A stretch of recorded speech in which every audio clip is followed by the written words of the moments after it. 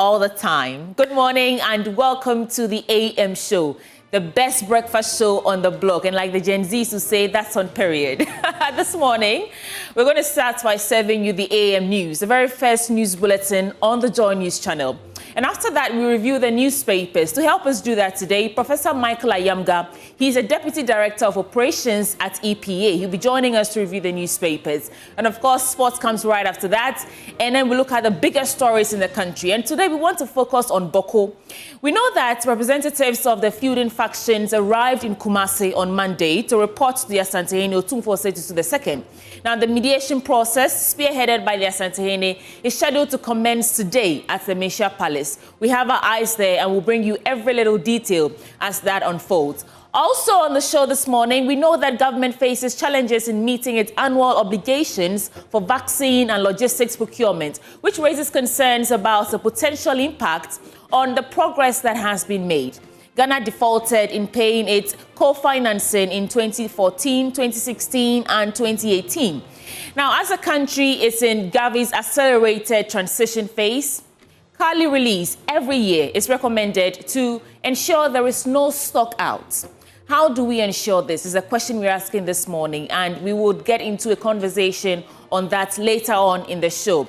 Yesterday, we didn't have your say. Today, perhaps we will. Across Ghana's 16 regions, on the Joy News channel, around the world on myjoyonline.com, this is the AM show, sponsored by Waylead Properties. Folks, welcome aboard the AM show. The first item on our order this morning, the AM news. Stick and stay. We'll be right back.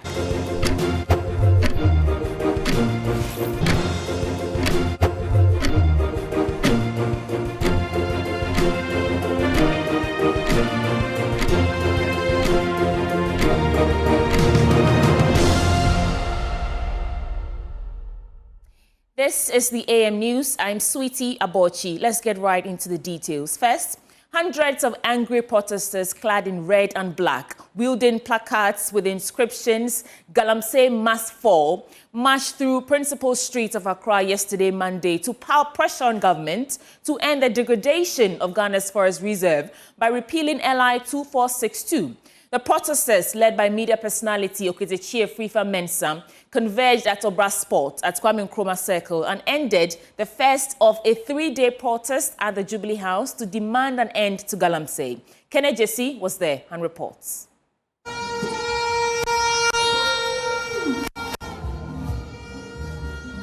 Well, day one of the Galamsey Must Fall demonstration has come to an end, and this is the final point. The Jubilee House, the seat of government, the lead convener of the group, Okitechie Frifa, said the president has the authority to end Galamsey and he must do it now. It does not take 1 year to use executive order to declare state of emergency on illegal mining activities. It certainly does not. Our request is very clear. The president, then in opposition, told the people that Akufo-Addo should declare state of emergency. We are asking him, Your Excellency, why have you not declared the state of emergency? The president, through his minister, current minister of Lands and Natural Resources, told us that when they come in, they are going to repeal the LI 2462. As it stands now, the position of the government has shifted from repeal to amendment. We are saying that that is not a contractual agreement between us and them. The social contract between us and them is very clear. You told us that you are going to repeal the LI 2462, and that's exactly what we expect from them, nothing more, nothing less. Well, he's not alone in his fight. Many of the protesters who have joined him are also echoing the same feeling. They say that Galamsey is wreaking havoc on Ghanaians and destroying our natural resources. Water is life, so we are all impacted if our water sources are polluted. Even in times of war, if you pollute water or you contaminate water, it is considered as grave injustice to humanity. So at this day and age, in 2025 April, we should not in Ghana be seeing water as polluted as we see it with these highly suspended particles. Illegal mining, irresponsible mining, Galamsey, is an activity we can easily stop because we do not eat gold, but we drink water. So water is health. water is our lives. As we picked this water, we took the sample, we saw children who were swimming happily in this water. They did not know how it's going to impact on them. At Ankobra, we saw women who were picking samples of this water for cassava dough, for acheke. And this is what most people are consuming. So wherever you are not safe. For water being polluted this way, it is an action and a call to duty for all Ghanaians, for all well-meaning Ghanaians, to ensure that we call that illegal mining galamsey should be stopped. And we are calling on the president, who have all the powers, to ensure that we bring a complete stop to illegal and irresponsible mining. Our water bodies and the polluting of the water of the galamsey is very bad in Ghana here. So that's the reason why we are here. So we are here for him to take our petition. I hope you understand what I'm saying. Because he told us that at least by 2 weeks, the galamsey will be stopped. But now, things is very worse. So we are here. Okay, all right, thank you. Well, hundreds of Ghanaians from all walks of life participated in the first day of the Galamsey Must Fall protest. They are all in unison. They want an end to illegal mining, and they want it now. From the seat of government, the Jubilee House, my name is Kenneth Jesse for Joy News. From there, let's go to the Upper West region, because outgoing Upper West Director of Health, Dr. Damien Punguri, has asserted that for the country to eradicate malaria, there is the need for concerted efforts which will bring all stakeholders under one banner. He says for the region to be free from malaria, there must be continued investment to improve interventions such as insecticide-treated bed nets, proper management of cases to address root causes of malaria. Let's tell you more in this report. World Malaria Day is commemorated every year to create awareness on the devastating effects of malaria. Globally, 3.3 billion people in 106 countries are said to be at risk of malaria. In 2012, malaria caused an estimated 627,000 deaths, mostly among African children. Narrowing it to Ghana, the disease in 2022 saw a reported 4.4 million cases and 151 deaths, which is a significant decrease from previous years. Despite the significant decrease, the disease, however, remains a significant health concern, particularly for children under 5. Speaking at the commemoration of the day at Buha in the Wa municipality of the Upper West region, Wa Municipal Director of Health Services, Dr. Alex Bapola, reading a speech on behalf of the outgoing Upper West Regional Director of Health Services, Dr. Damien Punguri, noted that if malaria is to be eradicated, there is a need for concerted effort which will bring all stakeholders under one banner to achieve the target. To achieve malaria-free world, in other words, to achieve malaria-free region like Upper West, we must continue to invest in improving interventions such as insecticide-treated bed nets, proper management of our malaria cases, and to do this, we have to ensure proper diagnosis and treatment. We must also address the root causes of malaria, including poverty, lack of access to healthcare, and inadequate infrastructure. Upper West Regional Head of Programs for AGA Malaria Control Program, Malik Kofi Annan, posited that the progress made in the fight against malaria must be protected and expanded through renewed commitment at all levels. We are here today to advocate for reinvestment in malaria elimination. The fight against malaria cannot be won without sustained support of all stakeholders. We must rally for continued financial, technical, and logistical investments.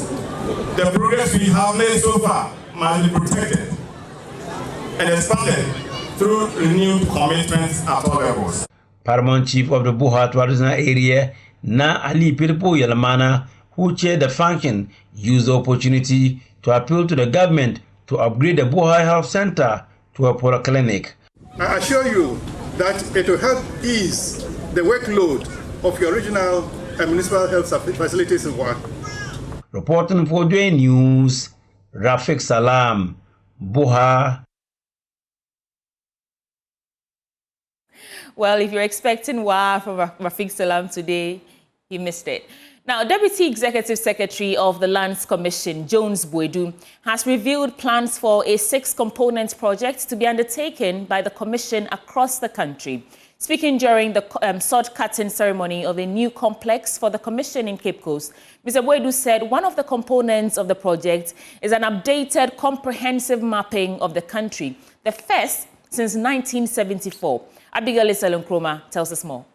At the sword-cutting ceremony of a new Lands Commission complex in Cape Coast, the Central Regional Director of the Commission, Seth Owusu, shared that the Commission's current environment is not conducive and hinders their services, describing the occasion of sword-cutting of a new edifice momentous. Today is not just the laying of bricks and a building, but it's also an opportunity for us to reflect on our attitude to work and what that must be done so that when this building is complete, it will give us the inspiration for our work.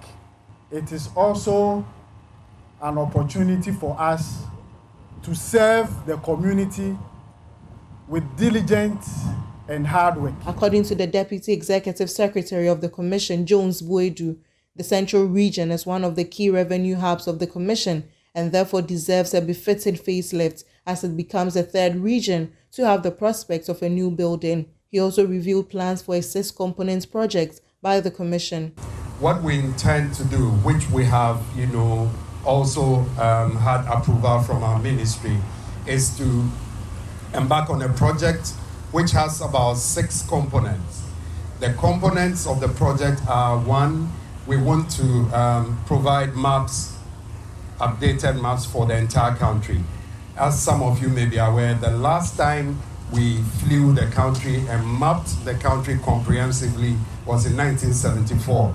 I'm sure most of you here were not born when those maps were made. And these are the maps that we still have. We need to update those maps because of development, because every country develops based on maps and based on spatial data. And so we want to do that. The president of the Central Regional House of Chiefs, Otumfuo Boedu VIII, commended the new complex, stating that it will allow for efficient execution of the Commission's duties, and added his hopes of a collaboration between the Lands Commission and traditional authorities. I'm happy that we have a new complex that is going to accommodate all of them to ensure that the various departments are able to work. There will be good interfunctional coordination to ensure that we get efficient work from the Land Commission. I'm happy that we are also going digital, and that is also going to help us. I'm of the view that we should also ensure that we all know our boundaries. So we ensure that Land Commission will help the traditional areas, the paramount chiefs, to ensure that everybody knows his boundary, family lands, two lands, to ensure that we can prevent these litigations. I'm very certain that if we should all do our bit by ensuring that we follow the law, especially ensuring that lands given out are supposed to go with the consent of the traditional council, this will minimize. From Cape Coast, Abigail Nkrumah reports for Joy News. The University for Development Studies has ranked 3rd in Ghana and 35th out of 129 universities in the Sub-Saharan African University Rankings 2024 by Times Higher Education. Vice-Chancellor Professor Seydou Al-Hassan says this ranking reflects the university's transformation progress. Here's Martina Bugri's report. In the recent 2024 Sub-Saharan African University Rankings by Times Higher Education, the University for Development Studies was ranked 3rd in Ghana and 35th out of the 129 universities in the sub-region. This represents a significant improvement from its 2023 ranking of 44th. Speaking at the graduation ceremony, the Vice-Chancellor of the UDS, Professor Seydou Al-Hassan, said out of the total of 2,630 students who graduated, 55% were female, stressing the milestone achieved towards gender equality in higher education. Achievement is not merely a numerical shift. It is a powerful testament to the transformative progress we are making across all phases of the university life. It reflects the strategic investments and tireless efforts of our faculty, staff, and students in ensuring that UDS remains a beacon of access, a beacon of academic excellence, and a beacon of social relevance. Our improved ranking underscores the university's unwavering commitment to inclusive and equitable education. Chairperson of the newly constituted governing board of the UDS, Ambassador Abdullahi Salifu, expressed gratitude to the Education Minister Harun Idrisu in getting the board inaugurated. I wish to acknowledge the Honorable Minister for Education, Honorable Harun Idrisu, for his decisive intervention that enabled the inauguration of this council just yesterday. His leadership had averted what could have been a major procedural challenge for today's ceremony. As part of the events, UDS conferred an honorary doctorate degree on Her Majesty Queen Mosizwe Pearl Molela, Managing Director of Eswatini Bank, who was the guest speaker at this year's Leadership Lecture Series. She expressed her profound gratitude to the university for the honor bestowed on her. To take this opportunity to humbly appreciate this degree. It was one that was not expected. God is great. Let's stay on the University of Development Studies and the Managing Director of Eswatini Bank, because she's emphasized that it's time for Africa's future leaders to redefine democracy within an African context. Queen Mosizwe Pearl Molela says the West currently focuses on its own issues, creating little space for Africa to define itself in its own image. She has been speaking at a lecture at the University for Development Studies. The UDS African Leadership Lecture Series, established in 2013, has become a prominent intellectual platform hosting distinguished African leaders who share their experiences and ideas to inspire the next generation of change makers. Previous speakers include former presidents of Nigeria, Botswana, Mozambique, Namibia, and Tanzania. Speaking at the event, Queen Molela said last month Japan and its allies met to discuss urgent future that will prioritize their interests in the face of America's new policy, urging Africa to do same. Democracy is declining the world over.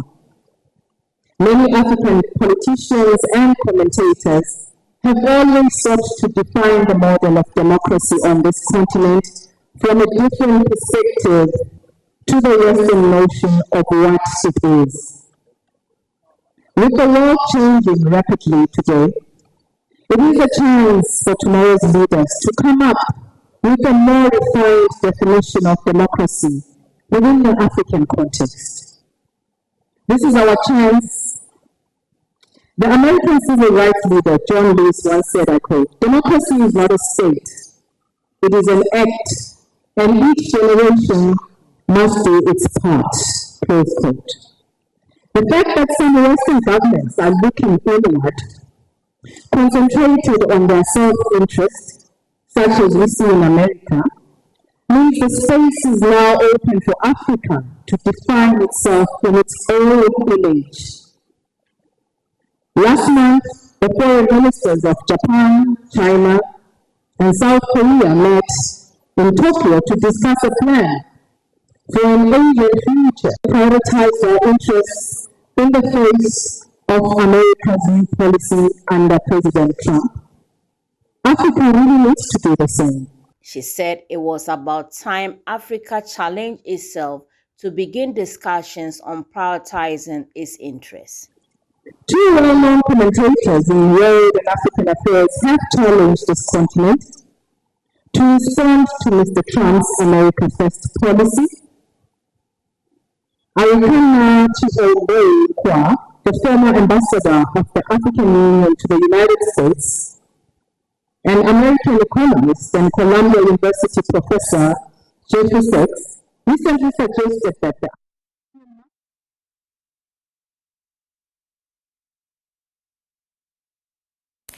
Ghana's beauty industry is booming, but for some leaders, growth alone is not enough. At the launch of the Laganza Beauty Salon in Accra, there was a passionate call for more professional beauty schools to equip the next generation with the skills to match global standards. There's more in this report. The beauty industry is not just about glamour. It's a major driver of economies worldwide, generating over $300 billion annually, according to market research from Sadisto and McKinsey. Here in Ghana, beauty services from hair braiding to skincare and makeup are creating jobs, empowering young entrepreneurs and reshaping lifestyles. Yet, while the sector grows in style and popularity, industry experts say there's a missing piece: formal education and professional training.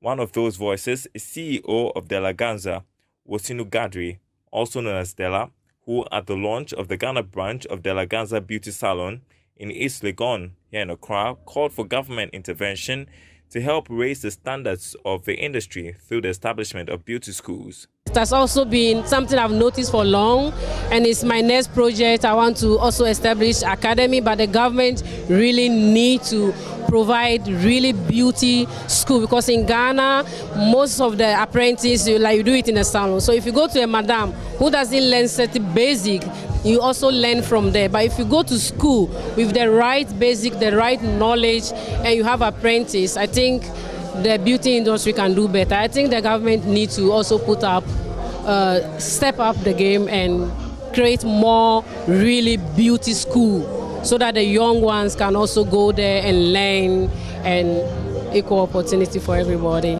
According to Wosinu Gadri, while there's no shortage of talent, most training happens informally in salons, leaving gaps in technical skills, customer care, and global beauty practices, issues that could be solved with formal, structured education. I would say it's improving. It has improved a lot, but there is still room for improvement, because I've noticed a couple of things. A lot of the time we open very beautiful and fancy, but we forget the practical aspect, like the customer service, the knowledge, the work. So that is what I think needs to be improved, and that's why I'm here. De La Ganza, a well-known name in the Netherlands, is now setting up roots in Ghana, combining experience, style, and training to offer not just beauty services, but a new standard for the industry. Nicholas Ekoyamo's report for Joy News. From Ghana's beauty industry into business update now with Benjamin Akaku.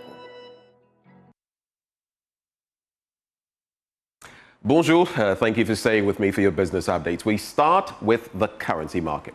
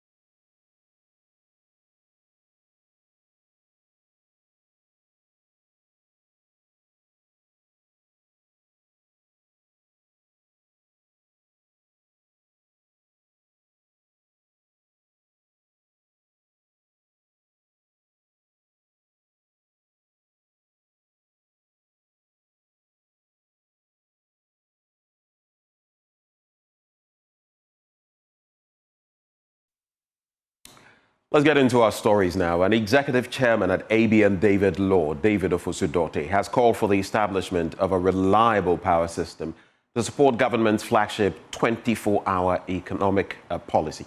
He explains the policy will drive industrial growth, making sustainable power a key requirement of the initiative. He spoke at the Joy News and Amalgam of Professional Bodies speaker series.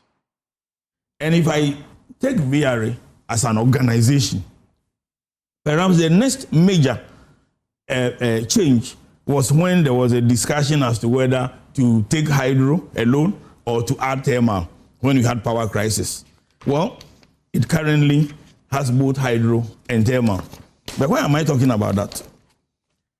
My attention was drawn to the fact that even though it may be the biggest of all the IPPs to this stage, we are talking only about 3,000 megawatts of power. And my recommendation to them is that I will expect under the big push that an organization like VRA should be looking at 20 megawatts of power or 20 gigawatts. Where does that come from? There are studies which shows that for this country to industrialize, we need a base load of 20,000 megawatts. One of the statements which incensed me a lot, and this is not the first time I'm talking about it in public, was a statement that was constantly made by some politicians in the past, that we have excess power. There is no more annoying statement. That statement really annoys me. 6,000 megawatts of installed capacity cannot be excess power. Your inability to distribute the power does not make it excess power. A country cannot industrialize with 6,000 megawatts of power, period. So I'm looking at what is the next big agenda on the Akosombo Dam.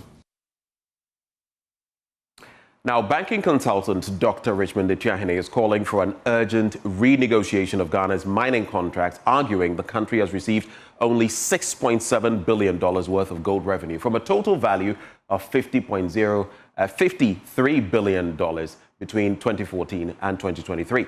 Dr. Etiahene contends that the current arrangements heavily favor foreign interests at the expense of national development. All that you hear, the IMF will come and tell us that, oh, the economy is growing. And they tell you it is only, the sad thing is that the service sector and the mining. And let me tell you today, from evidence that I have, between 2014 to 2023, we extracted 50.2 billion worth of gold. It will shock you to hear that it was only 6.7 billion that entered into the Bank of Ghana's account. In which country can this thing happen? And when Mrs. Sophia, the ladyship is talking about a Gorgisberian agreement, we seem to get worried about it. And you see people defending. Let me tell you, I've been to Botswana. Botswana used to have the same mining problems. 2020, they told Anglo-American DBS, you either up your game to 40% or pack and leave. Today, as I speak to you, Anglo-DBA is doing 40-60. And by 2030, it's 50-50. Chemu pay unto gold now. And we pamper these foreign investors. Instead of we pampering the private sector, who will grow the economy, we pamper the foreign investors, who will come in and say, FDI has grown up. FDI brings money, it goes back. So for me, you create a business environment, lower inflation, stable currency, cut the red tape, reduce corruption to the barest minimum. It is only in this country that corruption has become a big-time business. It's a big-time business because nobody is controlling anybody. So if you go to ministry, you go to a country, everybody is corrupt. Which country? And when corruption comes in, you hear people going to Attorney General, I want to address the underwriters. Go to Nigeria, EFCC, the economic financial crime. Try it and you see that you are not above the law. So I'm saying that there must be addressing these issues if we really to say that we are resetting the agenda for the private sector. Well, let's head into our commodities market now.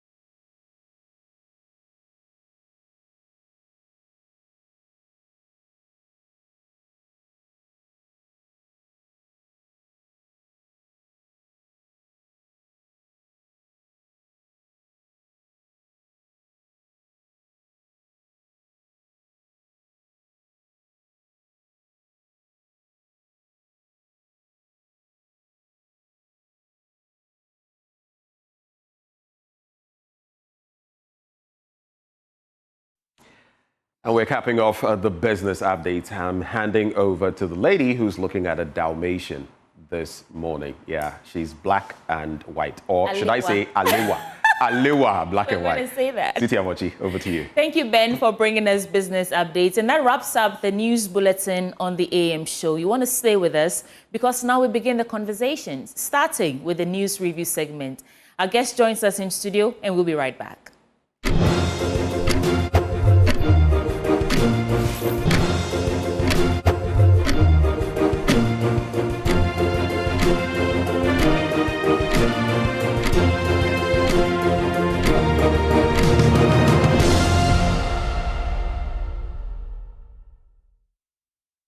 In Nusoman Direct, we're live. This is the AM show, and we are zooming into our news review. But let me just let you know, the AM show is sponsored by Waylead Properties. If you're thinking of a rewarding investment you can engage in, I have something to proffer to you. Waylead Company Limited is your preferred choice for such an investment. Waylead Company Limited is a real estate company with several developments to its credit right here in Accra. One of them is their latest development, Willow Lane, where elegance meets tranquility in the heart of Accra. Now, we're providing quality housing at an affordable cost and with a flexible payment option. At Waylead Properties, we provide you with 24-hour security, reliable power supply, and other social amenities to make your stay memorable, one you will never forget. So all you have to do now, note these numbers, give them a call, 0240 111 119 or 0504 499 999. You can also visit www.waylead.org. And we have our guest joining us in the studio this morning. It's been a while since you saw him, but today he's back. He's large and in charge. Professor Michael Ayamga. He's the Deputy Director Operations at the EPA, the Environmental Protection Authority, right? They are an authority now. Thank you for joining us. Thank you. It's a pleasure. Alewa, thank you for joining me. You're welcome, Benjamin. Yes, I'm Alewa because I'm clad in black and white. Prof, congratulations on your appointment. Thank you. How's it going? Yeah, it's a new challenge, new terrain. I'm just taking it easy and trying to get to know the place. I've never run away shy from a challenge. So a new environment where most of my freedoms academics are somehow curtailed. Yeah. I have to be careful what I say from now and so on. But it's a call to duty, and I see it as a challenge. Yeah? The service means that you should be ready to go anywhere, anytime, and wherever the president thinks that we can contribute to his agenda and vision for this nation, we have to stand up to that challenge, and that is what I'm looking forward to do. Plus, I'm working under one of the most dynamic women I've encountered in my life, and I'm extremely happy to work with her. I told her the other day that the last thing we want is two professors coming from the university and messing EPA up. And, from what I see from her, I'm sure in a year from now, the EPA is going to be great. If you look at the numbers, she didn't inherit a very good situation, but she stepped up to the plate, and I'm quite optimistic that she's going to take the authority to new heights. Right. So even if I have other reservations, just by her motivation, I'm encouraged to stay on. I like that Professor Nana Makluche-Brown is getting her flowers. Really. I got the same optimism vibe from her when we had a conversation sometime last month or two ago. So yeah, I understand what you're saying.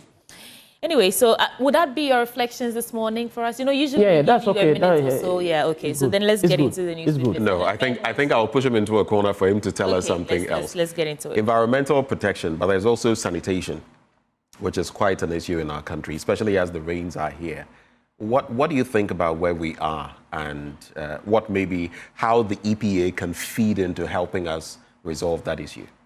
Yeah, as I said, this is me as usual coming here, not in the capacity of the EPA. We have some ideas. We have to immerse ourselves into the system before we start trying to disrupt it. You can't change what you don't control. So first of all, we are looking at that. But if you look at Ghana, I was telling one of my colleagues that what has always annoyed me in this country is when it comes to residential settlement, we change the landscape, everything, build, cut trees down, finish building, put up flowers and swimming pools, and we don't care about the drains and all those things. And it's kind of difficult to keep tabs on them. But I believe that with the elevation of the EPA into an authority, it should be present everywhere. Every criminal is afraid of law enforcement, and I think that every polluter must begin to fear the EPA, and that's the posture it should put forward, that if you do anything wrong towards destroying the environment, you will have the EPA knocking at your doors, and the fines should be punitive. I would, over time, want us to shift away from just revenue generation to actually using the authority to impose that discipline in people. And we have to look at first the producers, where plastics come from. Can we get them to invest significantly to remove them? We have to probably trial some of the things that we see out there. Maybe can the sachet producer maybe take an additional tax so that somebody can pick a sachet rubber and come and put it down and take a peso or two. I'm sure you have a whole lot of people picking rubbers. If we begin to explore those incentive-based mechanisms to tackle waste here. And it goes on and on. I believe that we need to look at the sources of the pollution and try to get them to do something more significantly to help fight the waste than just always following the assemblies and government. Can you really decouple your personality from the role? You said you're not here in the capacity of, the Deputy Director of Operations. I'm asking because I did want to follow up with a question. Professor Nana Makluche Brown did say that Ghana will be phasing out plastic use soon. I was wondering if you had any timelines on when we can actually see that materialize.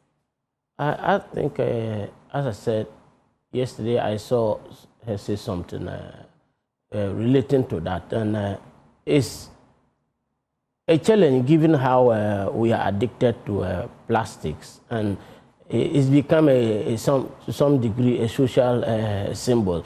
I remember when we were young, our favorite wache used to be wrapped in what we call kola nut leaves. And anyway, let me say good morning to my wache compatriot, Professor Musa, Dean of Students. Shouts to the wache clan. Yes. I want to greet him this morning. Shakes him back, Zandi.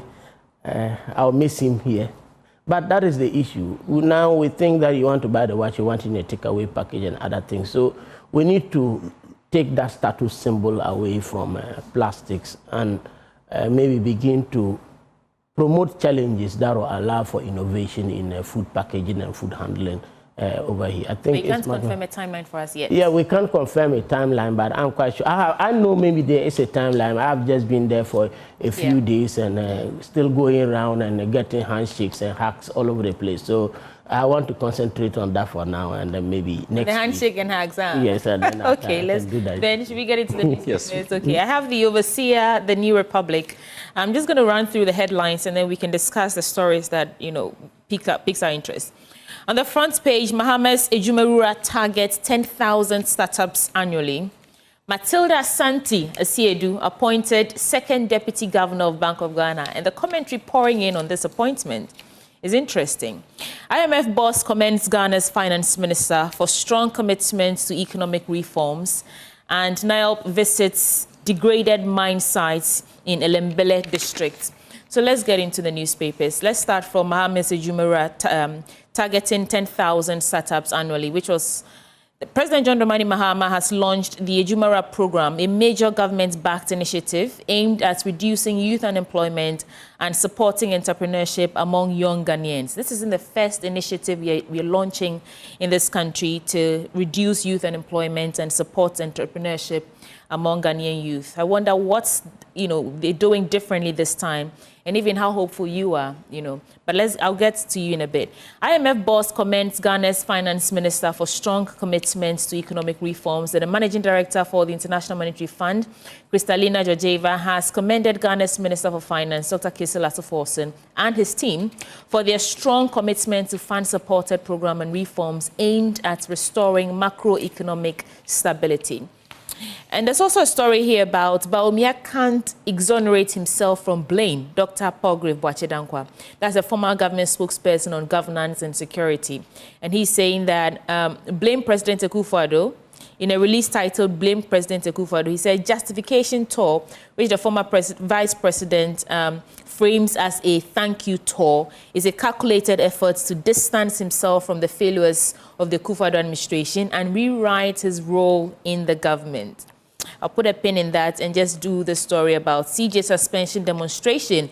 GUM not part of that agenda. Party denies involvement. The Ghana Union Movement has issued a disclaimer distancing itself from reports suggesting its involvement in a planned demonstration against suspension and pending removal of Chief Justice Gertrude Araba Tokono. Where should we start from? Which of these stories piques your interest? Let's start from job creation. That is the biggest problem in this country. Everywhere you go, people are calling you and asking you to place them. And one of the good things about the Jumaura initiative is now the decision and commitment of government to take risk on the side of young people. We have always taken that risk for banks, for institutions, for big businesses. And when it came to job creation, especially for young people, we more or less wanted to get them to YEA, Youth Employment Agency, and NAPCO, and all those things. The 700 Ghana cedis a month that never gets paid. And these are people who are at the beginning of their lives, have aspirations. Those jobs tend to get them dependent to direct transfers and handouts. And the problem is that you have it difficult to upscale from there. If you get 10,000 successful entrepreneurs, the multiplier effect is going to be massive, and you have young people growing their jobs and employing other young people. You cannot be sure it will work, just like many of the initiatives have failed in the past. But if we are always ready to take risk on the side of big financial institutions, the most troubling past, the billions we have spent to bail out misfiring and dysfunctional banks, I think that the right thing this government wants to do is also to say, I want to hold my feet to the fire on behalf of young people. The president went around this country. Young people drove his campaign. I joined some of them, and you could feel the love anytime he arrived at the campaigns in the young people. And he's holding his promise, keeping his promise to them, and creating this initiative. Right. I just want to believe that apart from the issue of giving them startup capitals, doing the hand-holding and doing the business-to-business linkages, we should also begin to develop their financial capacities to manage. That is the biggest problem. It's easy to start a business. Keeping it afloat is the problem. And we need to make sure that those linkages are established well for young people to go. But I'm particularly excited about that initiative. On Ghana's, we've achieved staff-level agreements with the IMF on the fourth review. What do you make of this? And then they're commending us, our commitments to economic reforms. For me, I know the ordinary person is asking, what does this mean to the money in my pockets and how I, survive in this country, in this economy? You're an economist. Tell us. Yes, one of the things that stands out now is that you are beginning to see improvements in more than one economic indicator. At least you've seen that the cedi has not worsened significantly, especially since this year. And if you look at inflation since September last year, it's the first time we have seen a consistent 3-month decline. It may be marginal, but that consistent decline in inflation is reflecting in the exchange rate, and that is a source of optimism. And I said last year that the posturing of government, the message from government, and also the desire to actually cut the number of ministries. Somebody asked me that, if you cut number of ministries, what is the savings? Minister's salary. But you forgot that a ministry came with a whole infrastructure across agencies, across regions. And if you took out one minister, you were taking out a huge proportion of state operation, which to a large extent has cut costs. And that push of the president reflects on all of us. So when I took this job, I would have looking for accommodation. I'm going to stay in a nice hotel. I'm staying in the UDS guest house. That is because what the president is asking us to be modest and all those things, and he's leading by example. And those things are reflecting in the economy. It's not only me, across state institutions, you see people trying to mimic the president's posture. And that cost-cutting behavior and confidence, let me say, is restoring some confidence in the business environment. And we are seeing some stability in the CD, and then gradually but consistent reduction in inflation. Producer price inflation also came down. So what is going to happen is that if we continue on this trajectory, I think that our good days are beginning. But yes, it's early days yet, but I'm cautiously optimistic that we have turned the corner. Yes, we may have revised the growth from 4.3% to 3.9%, but I'm quite sure come September, this growth will be revised upwards again, because the issue now is the weather. We don't know how it's going to affect cocoa production, which unfortunately has been allowed to slide over the years. Right. And I just hope that this government also doesn't overly concentrate on gold and oil and then leave the cocoa sector. But that's the whole agricultural sector. Indications are that it's quite serious on them. And let's keep our fingers crossed. But I can ask Ghanaians and businesses to be optimistic. Let's live the moment. Ben, cautiously optimistic. Any thoughts before I get to one last story here? Well, I'm cautiously optimistic about a number of things. When it comes to Ejumara, which you've mentioned, they talk about targeting underserved groups, marginalized groups, including some sort of rehabilitation for illegal miners.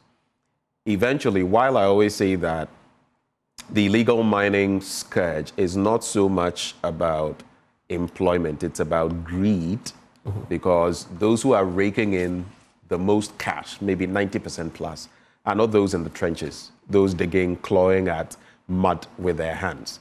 It is the kingpins sitting in some luxurious places in, the plushest places in town who facilitate these things. And how to target them is the issue. Another problem with targeting them is that there are political actors in there from both of the sides who have ruled this country. And so it becomes problematic, because whichever party is in power, you have those forces on both sides collude and connive to still keep the system going. How to deal with that is probably what we ought to look at. But then again, it is also right to target those in the trenches as well, because if it's more attractive to get them out of the trenches, then maybe it would be a part of the solution. So I think in that regard, I am cautiously optimistic because, like you said, we've had some of these drives in the past. Let's see what will be different on this one. Okay, so one last story in the Overseer. Vice Chancellor's Ghana demands review of retirement age for university lecturers from 60 to 70 years. So Vice Chancellor Ghana has called on the government to review and extend the retirement age for university lecturers from 60 to 70 years, citing the need to retain experienced academics and strengthen the country's higher education system. I think for the university professor, it's more like the older, the better, right? Yes. Prof, yes. what do you say on this? Definitely. I feel much sharper than I was when I was young. I had a lot of energy. Now I think I'm much better in terms of research, in terms of engagement and so on. And I can't believe that maybe in a little over a decade I'm gone because I'm retiring. I think that we need to keep them. And in the advanced countries, they leave them till they drop dead in front of the university and they carry them away. That's because even if they are not actively involved in university administration, they mentor young people. The problem with this country is we think anybody with a PhD can become a university professor, but it's far-fetched. It comes with certain internal and innate abilities that only old professors can identify and nurture. And if we don't do that, you have professors increasingly being asked to go home. And the funny thing is that I find it surprising that sometimes these people ask for post-retirement contracts and you are dragging their feet. It's not an issue of they coming to teach. Their presence there more or less is a quality control for the system. So it's a call, I think, late, but better now. And I will ask government to heed. I'm out here. I don't know whether I'll go back or not. I told my wife I'm coming back next year. I just want to have a feel of the system. But I may not go back. But regardless of that, many of the professors we have now cannot be replaced by new recruitments.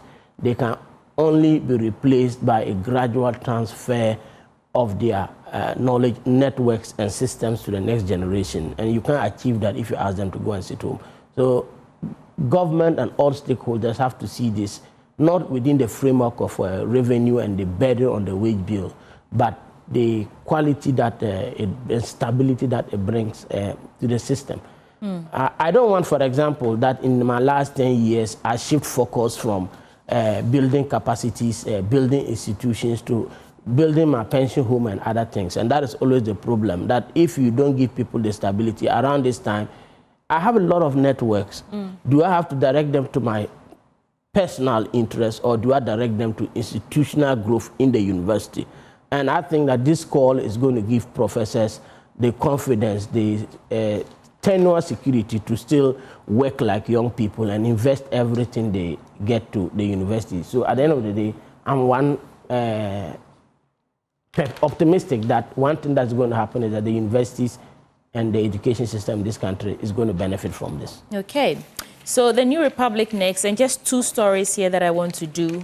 First, Vice President opens Mental Health Awareness Month. And in a groundbreaking event set to ignite change, Vice President Professor Nana Jane Opoku-Agyeman is set to kick off Mental Health Awareness Month on 30th April 2025. That's tomorrow. We're going to see Purple Month all over again. So under the Ministry of Health's Mental Health Authority, the month of May will glow with the color purple, that's right, as a beacon of hope and understanding. And the Vice President will be joined by Health Minister Kwabena Mintah-Kando, Health Authority CEO Professor Pinamana Pao, and a number of stakeholders to launch this tomorrow at 10 a.m. So all eyes will be on. Let's see. I think it will be the first time, if she attends, that we'll be seeing the Vice President in a long time. So, of course, we're keeping our eyes wide open to see that. And then there's the story about the passports that I want to get out there. Yeah. Ghana unveils high-tech e-passports to tackle identity fraud, Minister Okujeto says. And step aside imposters, Ghana is stepping up its passport game to clamp down on identity fraud with the launch of its cutting-edge chip-embedded passport, also known as the e-passports. Just these two stories for your quick reflections, and that will be it for my papers. Yes, we are all excited to have the Vice President back. There was a lot of noise in the system when she had to attend to medical care. All of us at one point in time have to seek medical treatment. It doesn't matter how strong and fit we are, but in her case it was different. So I'm particularly excited, and I wish Her Excellency well. Tomorrow's event, many, as you said, will be watching to see how she's walking, whether the hair is straight or something like that. But I can tell you that Her Excellency is not going anywhere, and we're going to have her for a considerably long time. So thank God for taking care of our mother. The last time I was here, we talked about mental health. I don't know why here again. But that's they knew you were coming. They knew I was coming. As I said, it's an area that we ignore. And I just like my conversation with Ben the other time, we are all mad to a certain degree, just that we don't take it serious.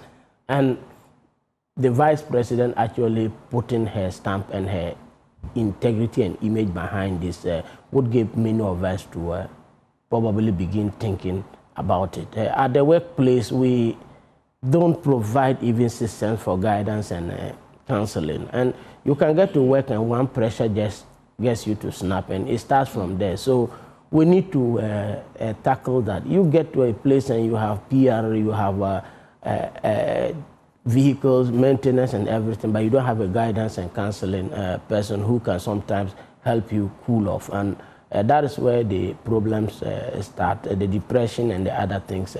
We don't even know what that is in Ghana, many of us, and you can go through it without knowing unless you belong to a certain class that goes there. So I'm happy that the Vice President is behind this, and at long last, I'm hoping we can take it seriously. It's not just a matter of wearing a particular cloth and having media engagement, but we see concrete steps towards institutional reform to reflect a focus on taking care of people mentally. It's not just mad people, it's not just those who need admission, but those of us who get up day in, day out. It starts gradually. So I'm particularly happy for this.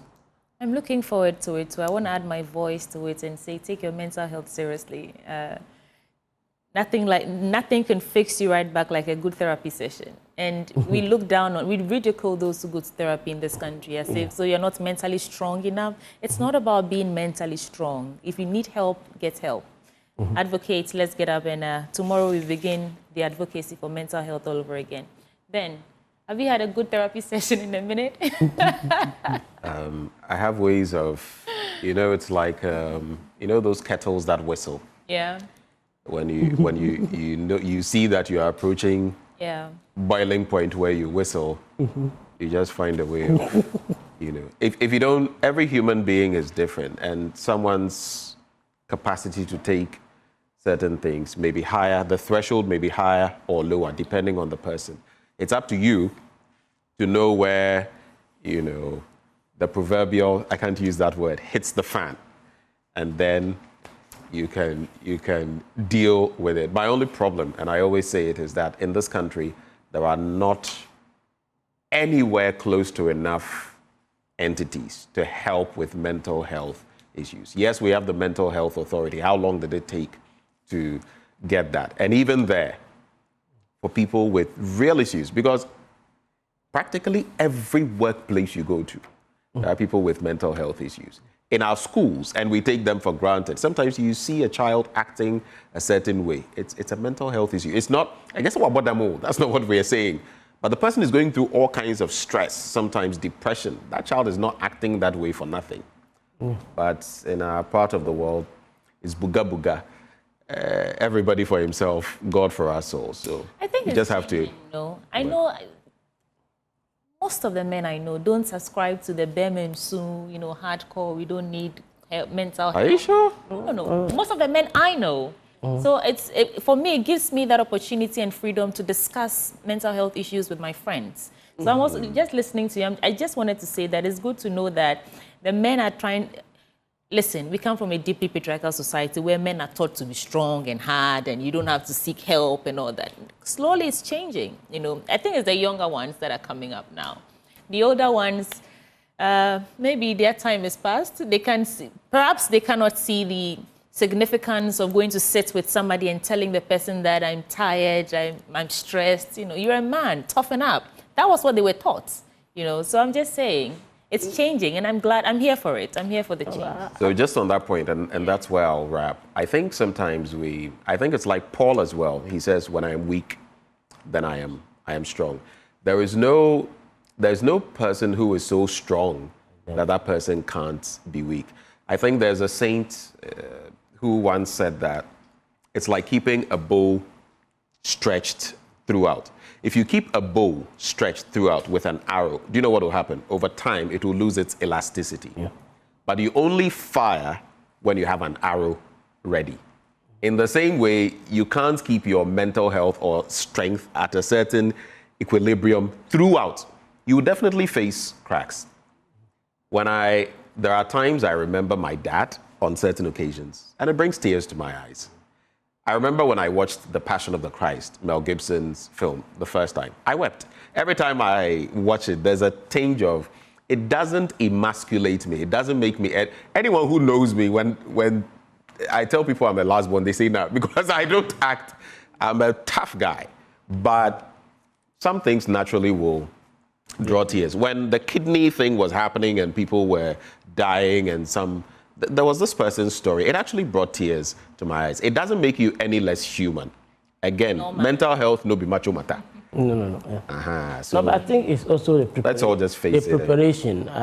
For example, I've just moved from the university to EPA. The first thing was somebody sitting me down and telling me, okay, this will here, this is what you see here, this is what you see here. And when you see them, you don't easily get mad. When we travel for school abroad, that's the first thing they'll tell you. You will do this, you will meet this, you will meet this, you meet somebody already trying to ease you into the system. It prevents some tension, some anxiety, and it cools things down. It's just that in our institutional framework, we don't prioritize these things, and we have to begin taking it seriously and make sure that anytime somebody appears at an interview with degrees in guidance and counseling, and you say, you didn't do accounting, you don't have economics, how can you contribute? I believe that we need to create those desks in every organization so that people can receive help, people can actually orient it to ease into systems and not try to be macho as we all do. We all cry at some point in time, even if we try to put up a brave face.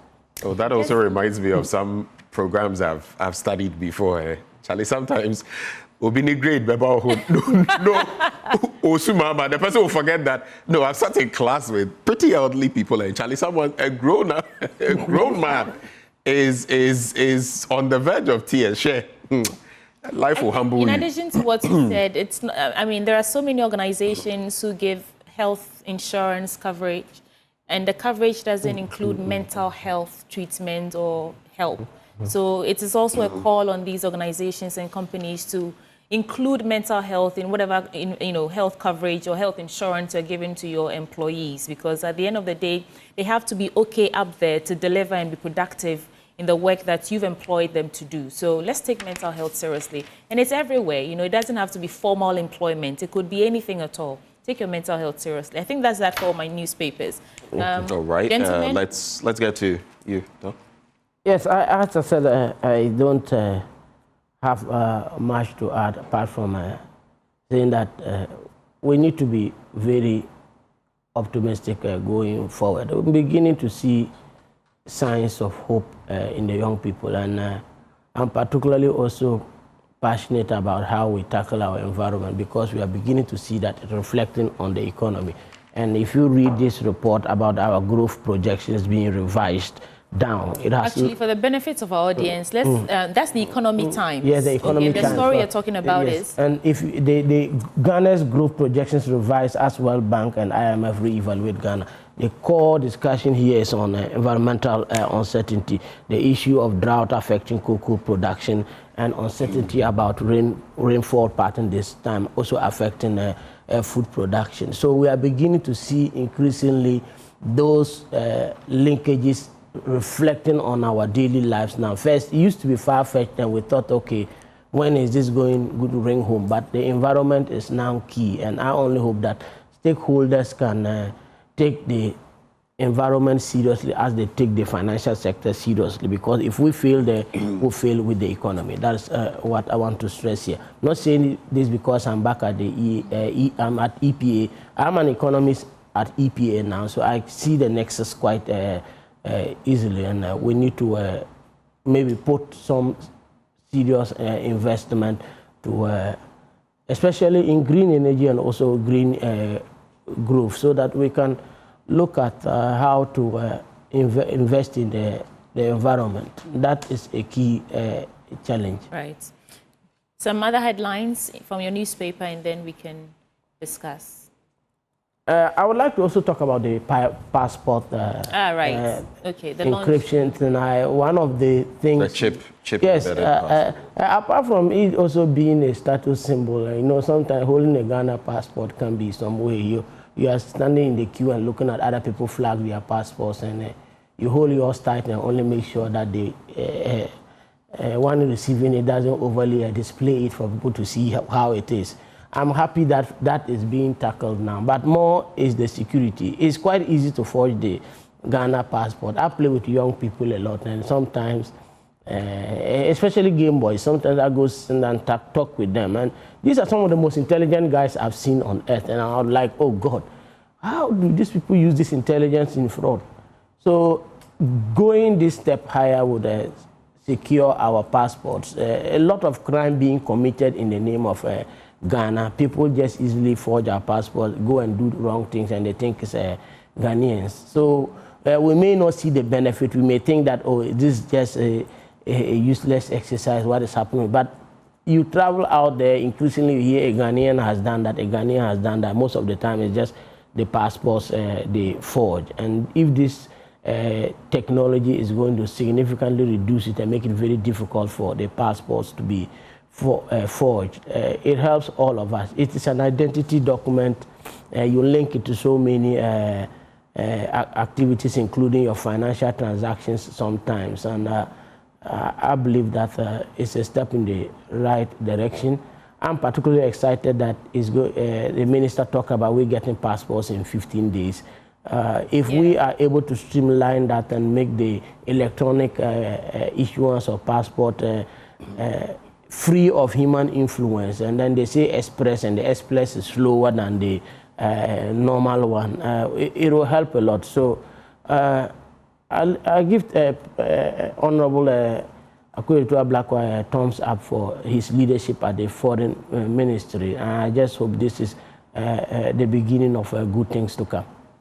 Okay. On that very point, I just wanted to, because we spoke about passports, it's something that is powerful. And that is the reason a number of Ghanaians too are now, I mean, it's a trend that has been there for a while, but now even more so, giving birth in certain countries so that their children are now in the US, Trump, the whole birthright, citizenship thing is being looked at. But so they will give their children that leg up in terms of, okay, I'm a dual citizen, I am from these two countries. If push comes to shove, Charlie, Otilo, I was just checking because there are these rankings, and Ghana's passport ranks 76th in the world. You have about 195 countries, which means technically we are faring better than about 119 countries. But which countries have the most powerful passports? Of course. Singapore, Japan, Finland, France, Germany, Italy, South Korea, Spain, Austria, Denmark, Ireland, Luxembourg, Netherlands, Norway, Sweden. And if you go way down, you'll also find the United States, the UK, among others. These in 2025 seem to be the most powerful passports. Why I highlight it? You know the story of Singapore and how we were practically at the same level with them. Look at where they are now. Look at where we are. But it also means that at the 76th position, we are not so bad. If you look at it comparatively, when it comes to Africa, we are not so bad. But how much better can we get? A question for the gods. Any other stories you want to look at?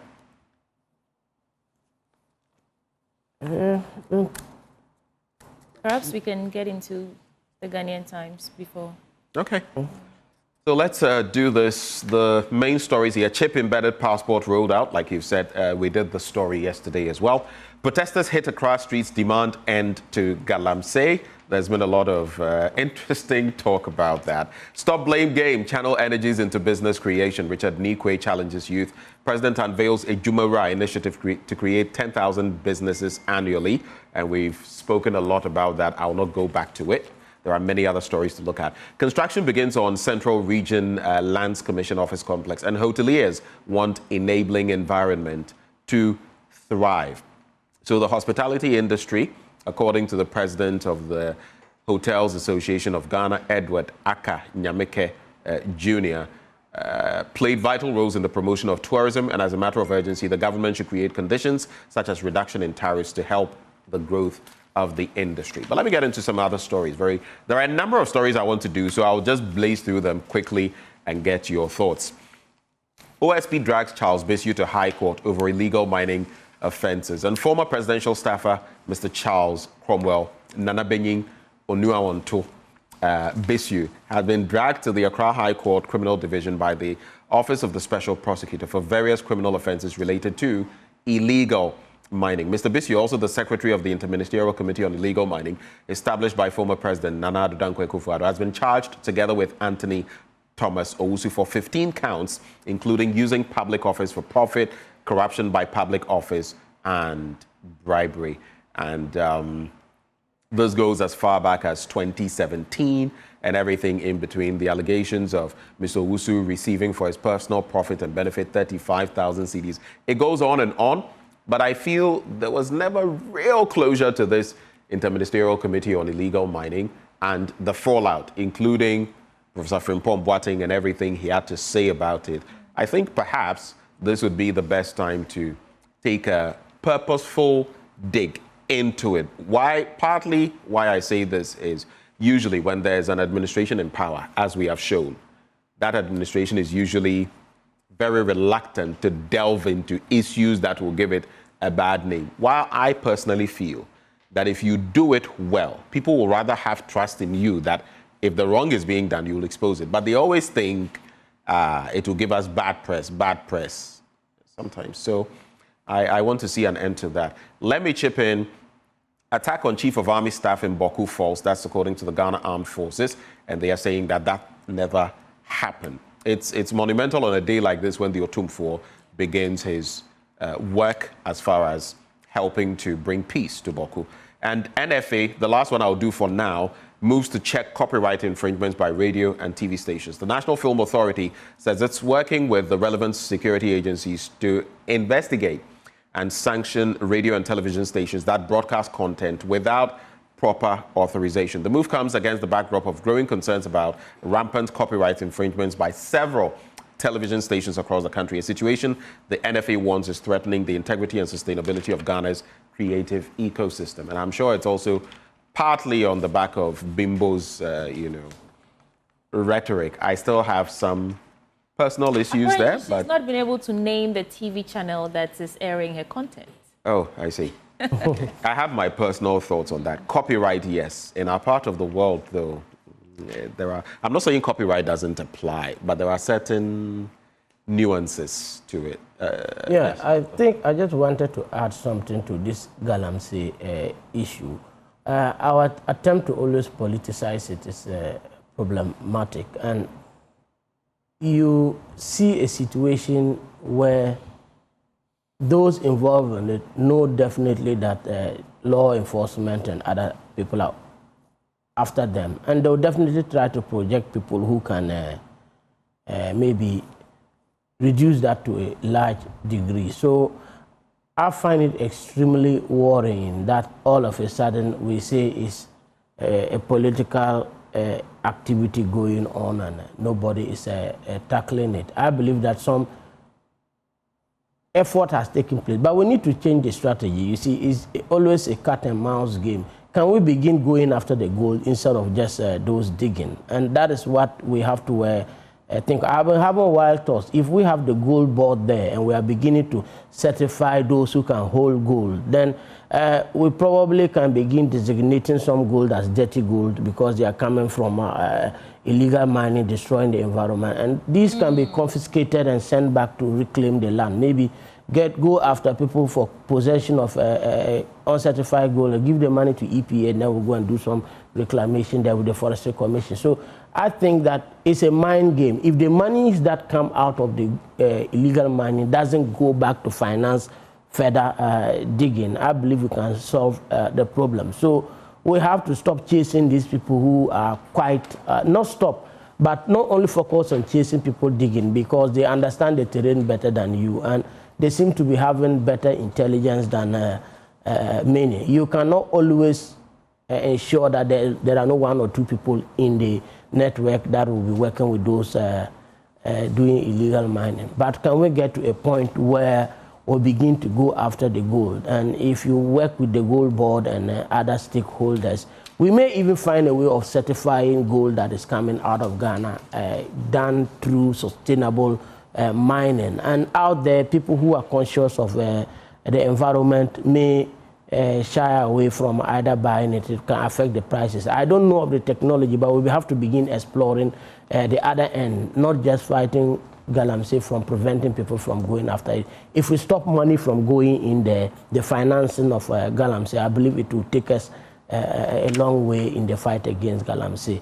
But I'm also happy to see prosecutions so that all those of us who go out there in the name of task force and campaigns, don't use that to line our pockets and become rich at the expense of future generations. So yes, it's an all hands on deck and all methods on the table. I believe that is the only way we can deal with this Galamsey.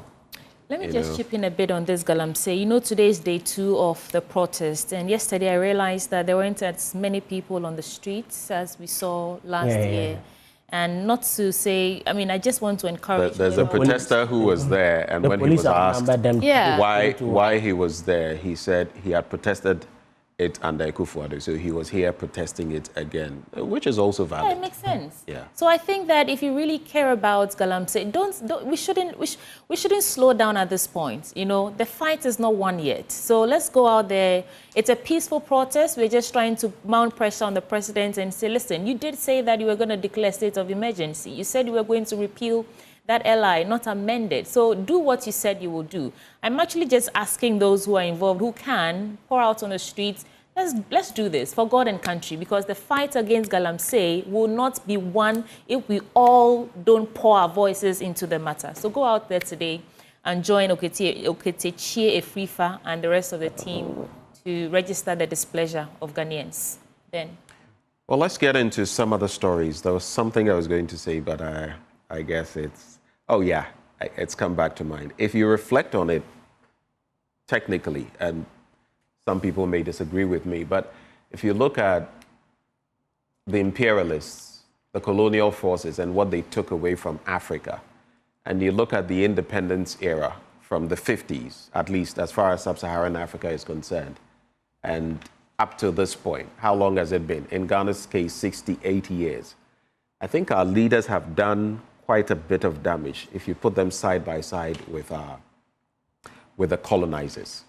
Because in many respects, our leaders came and we expected that things would get better. If you take out the Nkrumahs and the Azikiwes and the Lumumbas and a few of them, it appears many of the others just came and did what the colonizers did, and in some cases, even worse. One of our major problems on the continent is leadership, and hopefully we'll start moving away from that, trajectory. Government retains or remains committed to protecting workers' safety and health. Dr. Pelpool says so. Government remains committed to protecting workers' safety and health. Dr. Pelpool, the government remains committed to harnessing technology to advance workplace safety and health to protect workers in the country. That's according to the Minister for Labour, Jobs and Employment, Dr. Abdul Rashid Hassan Pelpool. Namibia's Agriculture Minister sacked accused of raping 16-year-old girl 5 years ago.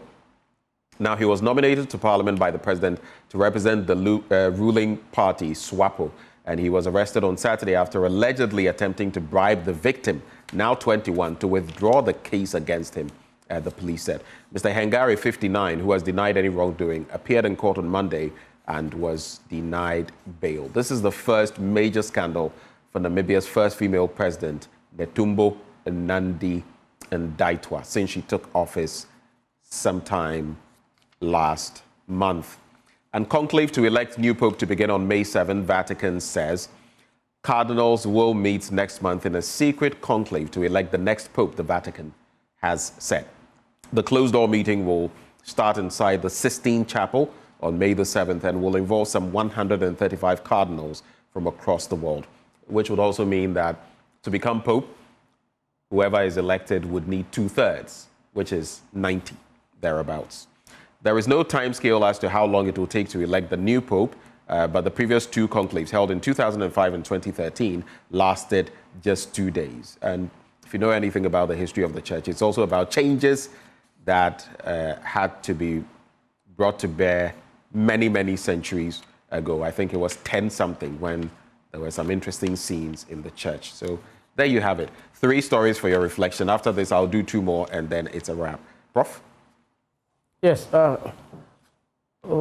It's always a tense moment when they have to elect the Pope. Strangely, I'm taking on that story because as a Christian, I'm not a Catholic, but the Catholic Church is the foundation of Christianity. And where the Catholic Church goes, eventually all of us would go there.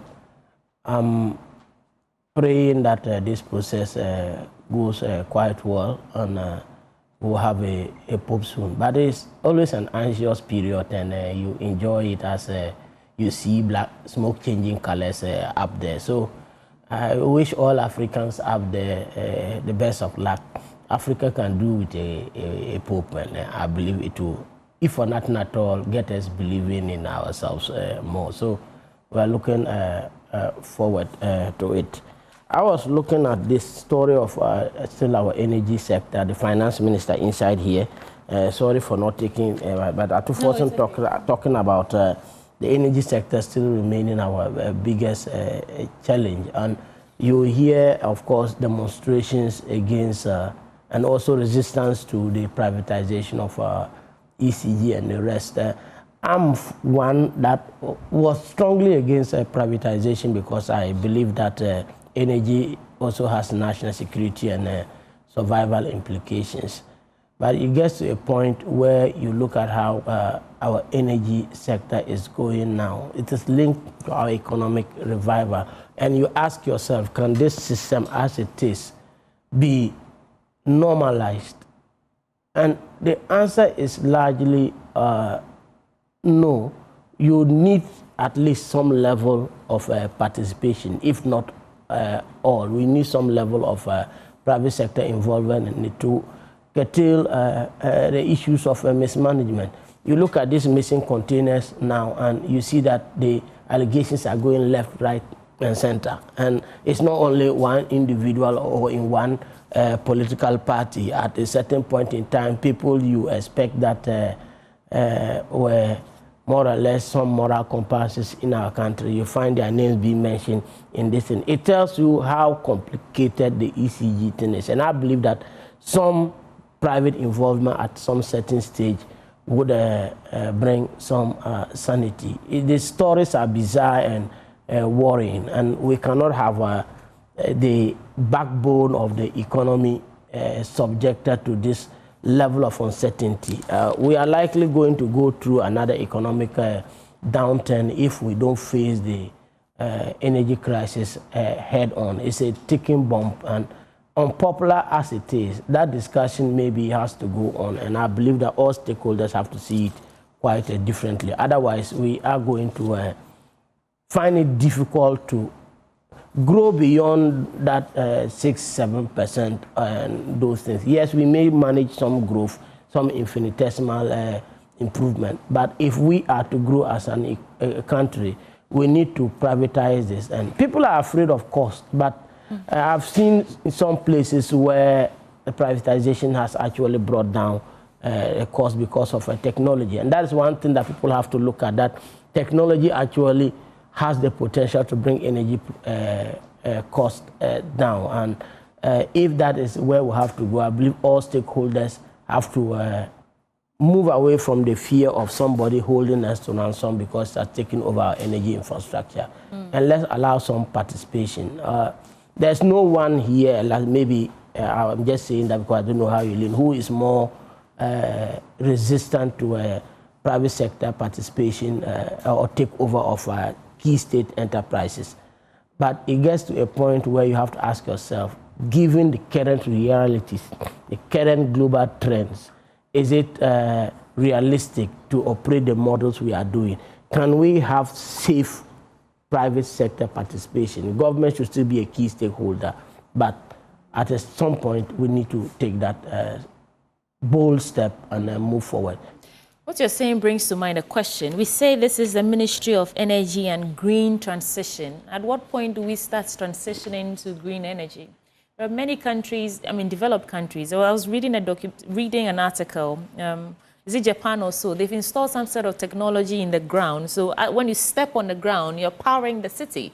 You know, there are various ways of generating energy rather than the old ways that we know and are used to. Maybe perhaps we can start exploring other ways of generating power, and then slowly we can transition into green energy and more sustainable ways. What I'd like to say about that is, yes, it's an issue of cost. You see, it's an issue for green transition is huge.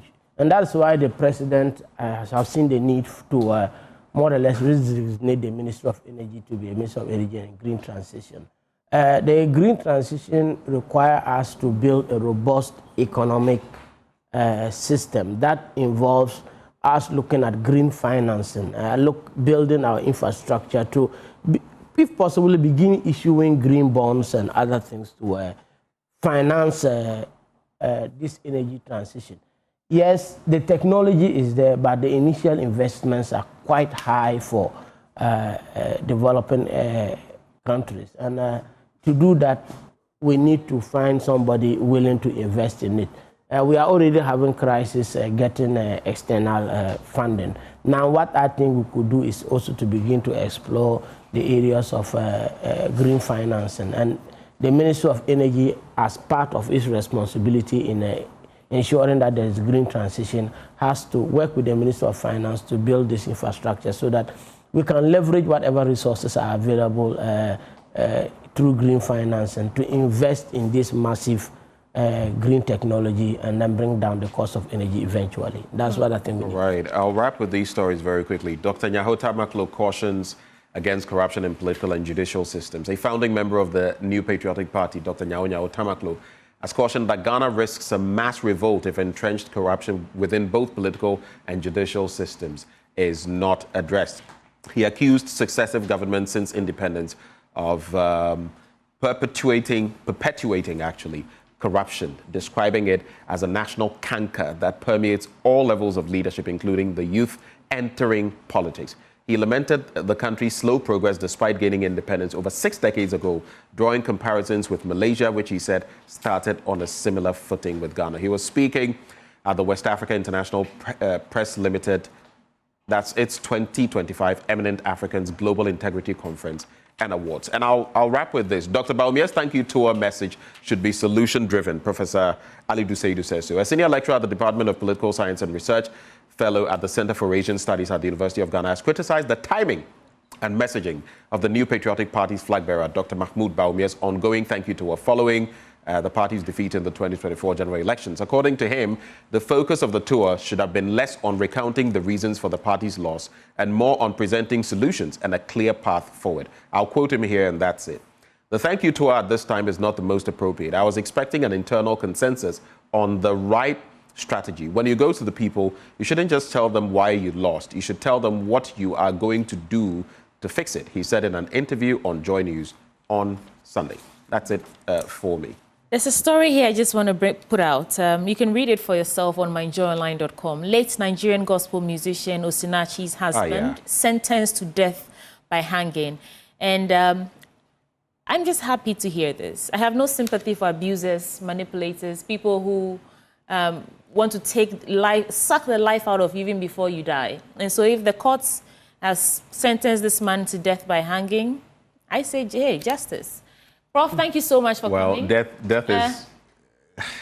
It's the law, Ben. It's the law. Yeah. It is the law. Death is something I am never... Sentencing to death is something I am never comfortable with. And thankfully in Ghana, I mean, we've gone through quite a period. You would realize that even when it comes to the death penalty, we've practically not used it in quite a long while. There are people whose actions merit certain things. But I'm always cautious around, pulling the death card. It's pretty... Late, but justice has been served. Professor Michael Ayamga, thank you for coming. He's Deputy Director of Operations at the EPA. I didn't get to ask him whether... Do you have any brief reactions on the last stories? On Osinachi's... Ali Duseidu... Yes, I would take Ali Duseidu's comment. I also found Dr. Bawumia's thank you tour rather premature. And... Has to be very brief, though. Yeah. I think that the party needs to face reality. They are trying to, what they are doing is akin trying to stage a fake miracle. The problem in the party is deeper than they are trying to admit. And the process of healing has to go on. You have emerged from an election battered, leaderless, structureless, and that is what you're supposed to focus on. I don't think that Ghanaians want you to come and thank them for voting you out. But they have a right to do that. They have a right to do that. As to whether it is the...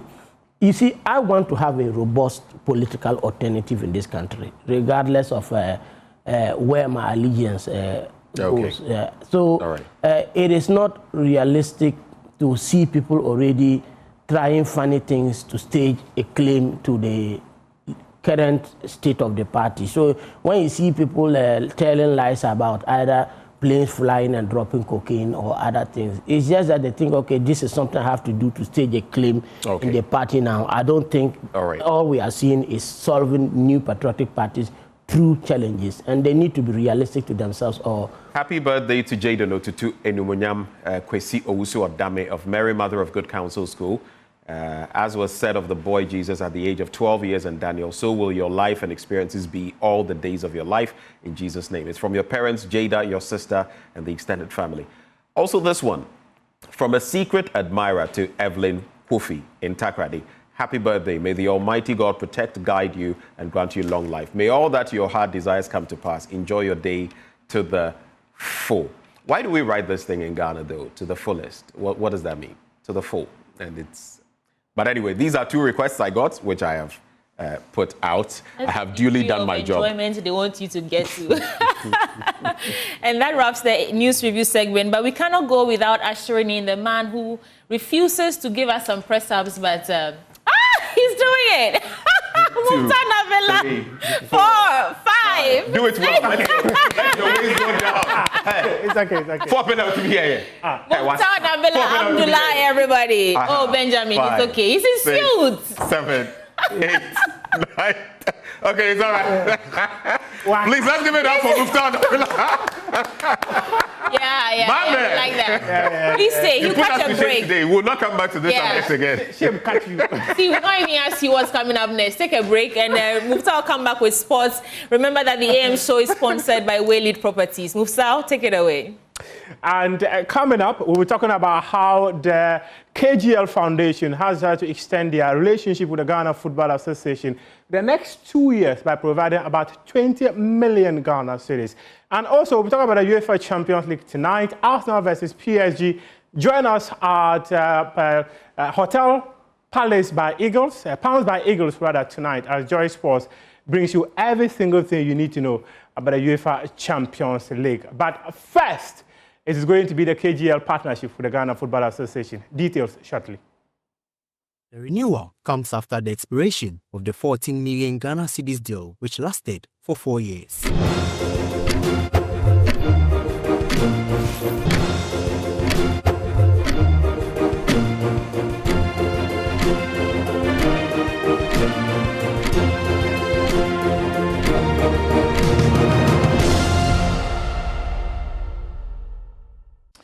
Let's settle for our stories in detail. KGL Foundation have extended their relationship with the Ghana Football Association to 2 years, and this one is going to end in 2027.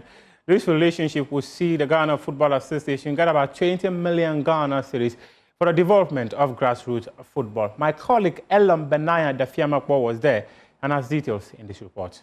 The renewal comes after the expiration of the 14 million Ghana cedis deal, which lasted for 4 years. The new sponsorship contract is expected to run until 2027. Speaking to the media at the KGL head office in Accra, the executive chairman of the KGL group, Alex Appel-Dade, expressed his delight at the continued partnership. $1 million for the Black Stars to help them qualify, and also we did a 4-year program of another $1 million then through the KGL Foundation to support juvenile sports. Today, the conversation I've had with the minister and yourself, I think the minister has pushed us to do more, and I'm glad to say that we've upped it. If it was in dollars, it would probably have been about 15-point-something million dollars, but we've upped it to 20 million cedis. So that's what we are committing. And we are committing this also. The last time was $1 million over 4 years. We are committing this over 2 years. So, which means that we have increased and doubled it with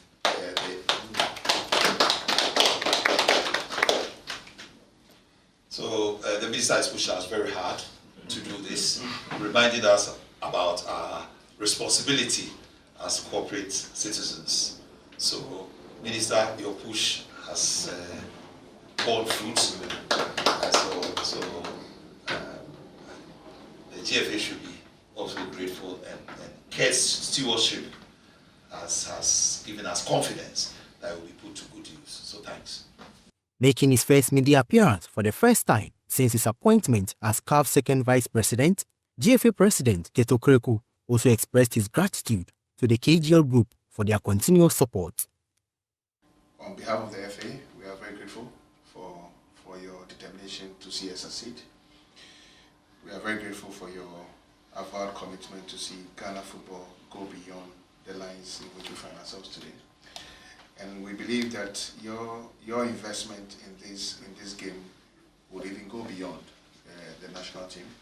Your investment is also supporting the daily operations of the FA.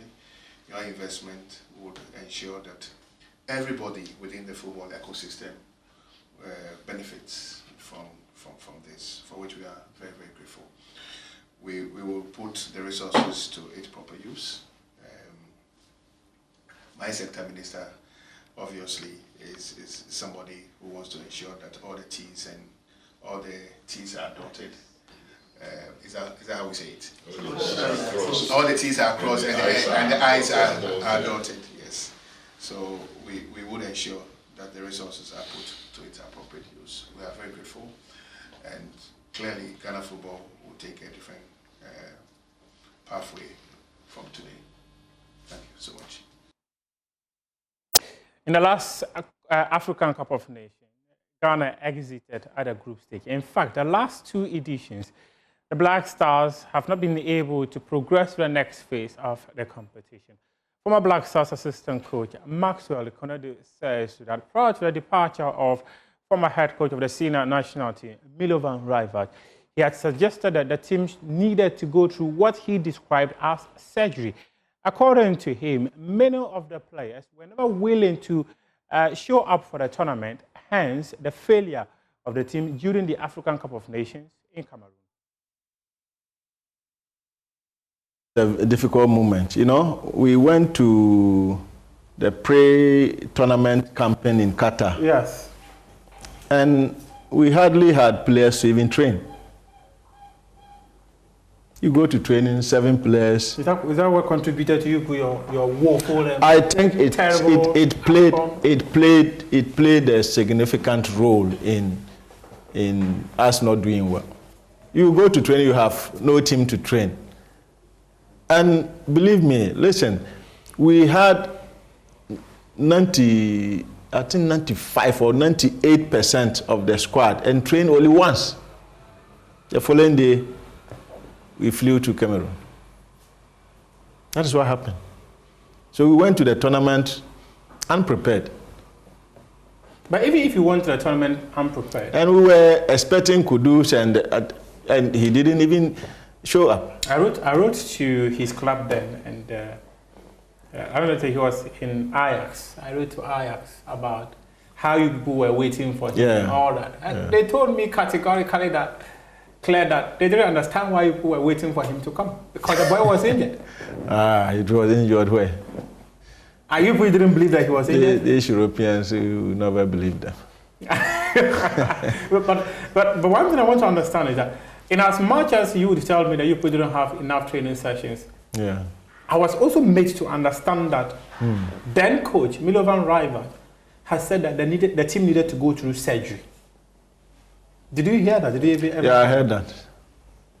So it means that there was also some problems with the team that needed to be fixed. No, it was like some players were not, willing to come, and we had to also manage certain situations. In this industry, we can't, put everything, what happened in camp, we can't put everything out there.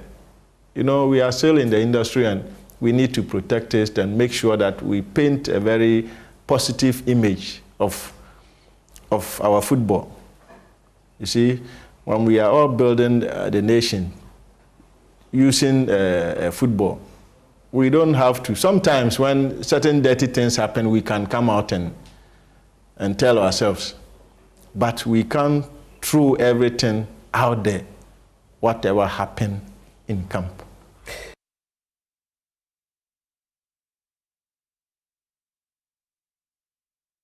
To swim now, where Team Ghana has arrived in Egypt to participate in the Africa Junior Swimming Championships that's taking place in Cairo.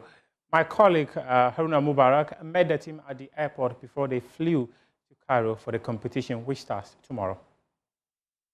At the Africa Aquatics Zone 2 Juniors Championship hosted in Accra, Team Ghana made a big impression, claiming 28 medals, the third best country in the competition. As a result, the Ghana Swimming Association remains determined to push for even greater heights. 8 swimmers have been carefully selected to represent the nation at the upcoming 16th Africa Aquatics Junior Championships in Egypt. The aim of Ghana Swimming is to develop swimming. And so we try to give our boys and girls the exposure that they need. At any given time, we try to give them exposure. And these are the sort of events that would help them gain that exposure. And most of the time, they improve upon their time. The PBs, they improve on their PBs, and this is a good sign. What we are trying to do is to not make the swimmers plateau. If they plateau, they stand at a standstill, no matter how good the person is. It means that the next thing is to come down. Our aim is to always see them improve on their PBs. That is, until we get there, until we get to the Olympics and perform, we won't stop. We have to keep the kids on their feet. Our swimmers should be on their feet. They cannot just be swimming here in Ghana and not having the experience elsewhere. So for us, we make it a point that for every competition around the world, we send representatives from Ghana. They need to swim against their counterparts in the other continents, and that is what we are doing. Our aim is to develop swimming to the highest. They will dive into action across breaststroke, backstroke, freestyle, butterfly, medley events, among others, with confidence and belief running high in camp. One thing I know as a coach is that water doesn't lie. The training you put in when you are home, we show on the day of competition. And so far we've assembled the best, the creme de la creme we have in this country to represent Ghana. So expectations are very high because we are taking our best swimmers. Definitely we have the best from other African countries. So far we have 44 countries competing and we are taking our best. We are looking at probably making the finals in the prelims, and then we are expecting about 60% to make it to the finals. So the expectations are really high, yes. Knowing that this is an African championship, the target that we set for ourselves is just do our best, like set new records for ourselves. Even for Ghana itself, we try and set new records, and of course, we're always going to aim for the gold. With what we saw here the last time you hosted the rest game, you've got the appetite already, so what should the guys expect from you when you return? Oh, just expect awesomeness, that's all. The 4-day continental event offers a golden opportunity for the young swimmers to sharpen their skills ahead of the upcoming World Championships later this year. The first leg of the UEFA Champions League happens tonight. Arsenal versus PSG. And the manager of Arsenal, Mikel Arteta, is hoping to make history by leading the team the final of the competition. While the manager of PSG, Luis Enrique, also believes that they've got a quality to be able to win at the Emirates later tonight. And you sense it, you sense the energy, the enthusiasm, that is something unique. Probably one of the biggest games that the Emirates have seen since we built it. And yeah, full of energy, enthusiasm, and can't wait to play the game tomorrow. It's incredible to think that Arsenal never won this trophy, bearing in mind the success that they've had. So what would that mean to you? And also, bearing in mind the season that you've had, just what would it mean to win the European Cup? Yeah, especially with the circumstances that we had this season and how we have overcome a lot of issues and challenges and the fact that the team is here as one of the 4 best teams in Europe.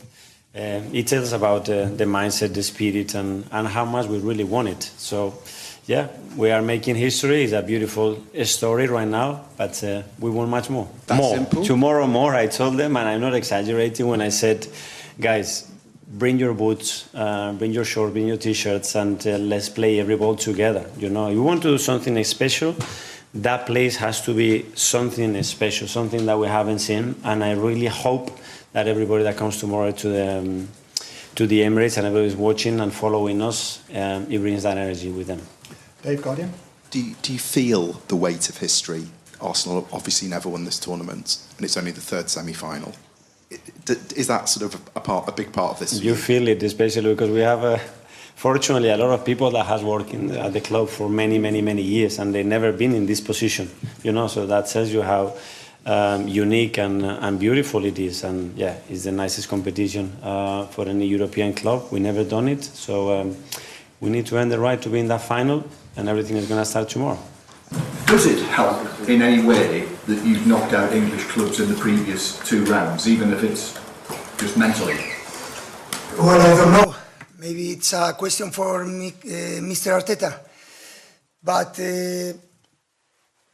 I think in terms of confidence, it's very positive for us, because we could won the match against Liverpool, and Liverpool won the Premier League this year, but doesn't mean anything, because every single match is different. I have to say that everybody speaks about the Premier League like the best league in the world.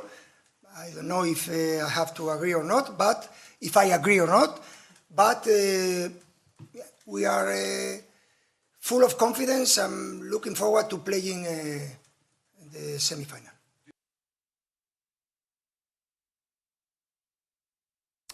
And tonight, join the Joy Sports team at Palms by Eagles Hotel, formerly known as Holiday Inn Hotel, as we bring you commentary of the game involving Arsenal and PSG. And this game is happening at the Arsenal Stadium later tonight. And the Joy Sports Pub Series is back. You will have to join us there. And also on Wednesday, we'll be at HR Residence in Dan Soman for the game between Barcelona and Inter Milan. You will have to join us there as well to have some fun, enjoy some football, and just have an idea about which team will be qualifying to the final of the UEFA Champions League that will be happening on May 31. And also, do not forget to join us every Thursday on His FM 103.9 FM as we bring you every single thing you need to know about the Rep Your Jersey. There are also some special quizzes and prizes available for you to win. So every Thursday between 3 and 4 p.m., we are on His FM. But tonight, join us at Palms by Eagles Hotel. Arsenal versus PSG. Let's have some fun. Let's enjoy some football. Head on to myjoyonline.com and read some more sports stories. We appreciate your time.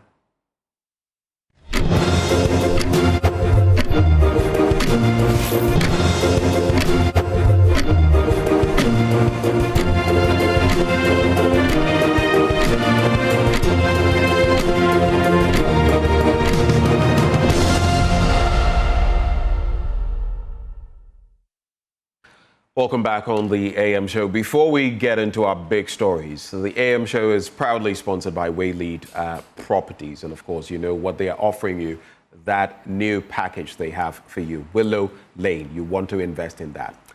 But today we focus on the Bawku crisis from the different dimensions. We know that representatives of the feuding factions arrived in Kumasi on Monday to report to the Asantehene Otumfuo II. Now, the mediation process spearheaded by the Asantehene is scheduled to commence today at the Manchia Palace. But what will be the fallout from there? And what are the expectations even? Well, let's go back to yesterday and Nana Boakye Yadom and what he had to share with us on the back of these developments. The Asantehene Otumfuo II accepted the request to intervene in the long-standing chieftaincy and ethnic tensions that have crippled Bawku for decades, often erupting into violence and displacing thousands. The mediation process is expected to be conducted behind closed doors as part of efforts to foster open and honest dialogue.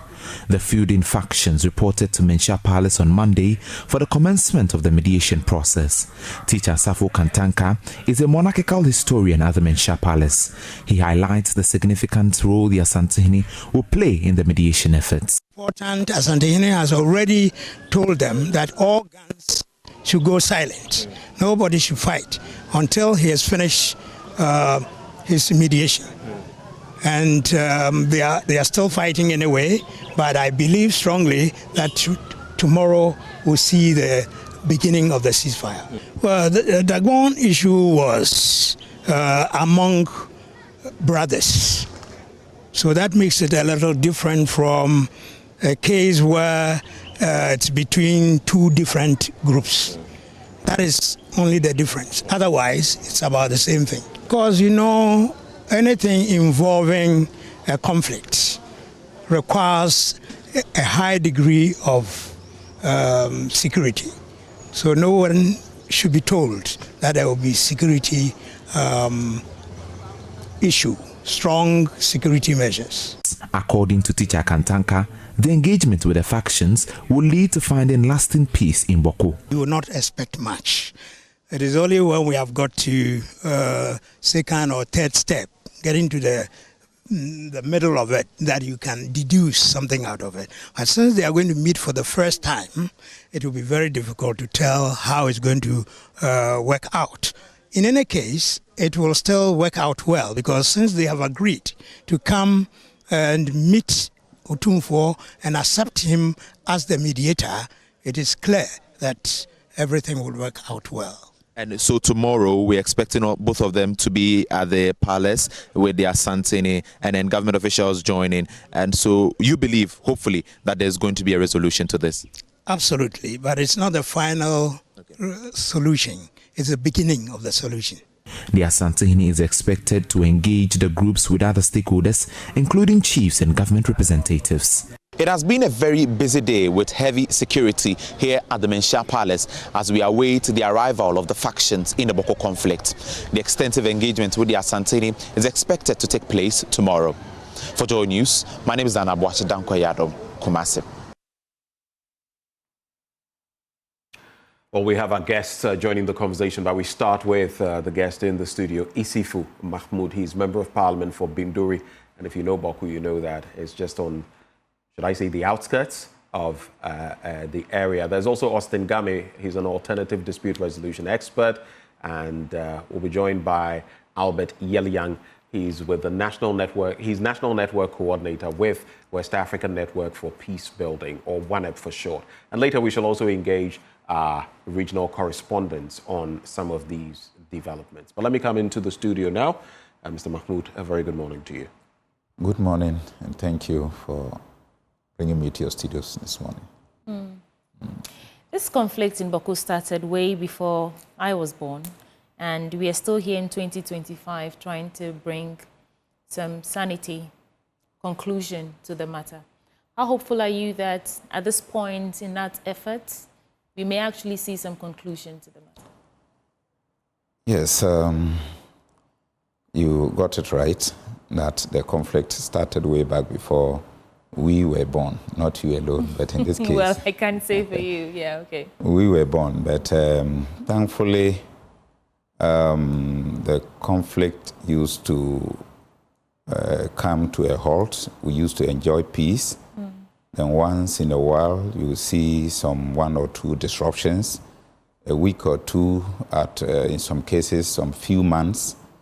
The conflict can come back again, and we find a solution, live together as neighbors, brothers, or whichever way you want to look at it, until this recent one that sparked about 3 years ago. And here we are. It is moving from bad to worst.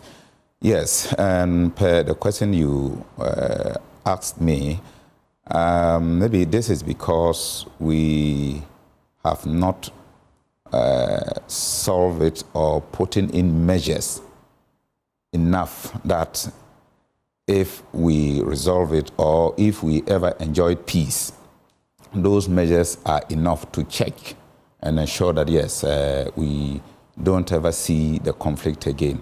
And I think that is why we sometimes have peace, and as we go along, then something come to disrupt that peace process again, and the conflicts keep recurring back forth. And that is how come we are where we are now. And I think that we've all come to understand what the question you just asked, that is a long, old conflict. And so we need to find a lasting solution and not like what we've done in the past, that the conflict keep recurring again. And so I believe that that is among the reasons why government has referred it to Otumfuo to mediate and find a lasting solution to it. And so I'm quite confident that we are looking forward that this Otumfuo-led mediation should bring a lasting peace to Bawku. Ben will come in shortly, but I want to take you back. And from your perspective, why do you think we keep coming back here? I know you just, sort of narrated how it's been there from age long. We tried to solve it and it's, came back again 3 years ago. But why do you think that you, a member of parliament for Binduri, which is close to Bawku, why do you think we keep coming back to the Bawku conflict, the Bawku crisis? Yes, I wouldn't want to take us down to history, but I want to limit or restrict myself to where we are now, what brought about the current situation that we even saw the need to refer to Otumfuo mediation process. Yes, what we must understand as leaders, because I am here as a member of parliament for my constituency, is that if you are given a responsibility, being it professionally, being it whichever way that you find yourself as a leader, you should foresee that your actions and inactions may lead you to certain consequences someday. And so I think that is among the reasons why for the past, before 3 years now, we have a chief in Bawku, that is the Zugrana Bokunaba Asigre Abugragu. He has been there before I was born. He's a legitimate chief, gazetted to perform both his traditional and statutory functions. Then all of a sudden, yes, there may be issues. Someone may disagree with that process, or someone may disagree about he being the chief of the area. But if you disagree, you have to go through the same legitimate processes to destool him, which, among others, make sure that his name is removed from our national gazette as a chief, before you can then think of inskinning another chief. But if that is not done, and the whole state machinery is used to supervise the installation or the inskinment of another chief in the same town, seeking to take control or seeking to undermine that legitimate chief who has exercised his authority, his power as such, for over 42 years now, and still counting, what then do you expect? And so, in effect, what I'm driving home is that the leadership at the time, the state, whose duty to ensure that there is law and order, or things do not do that will lead us to the current state that we are now complaining about, should have foreseen this, reasonable foresee it, of course, and make sure that measures were put in place to prevent the inskinment of the rival chief.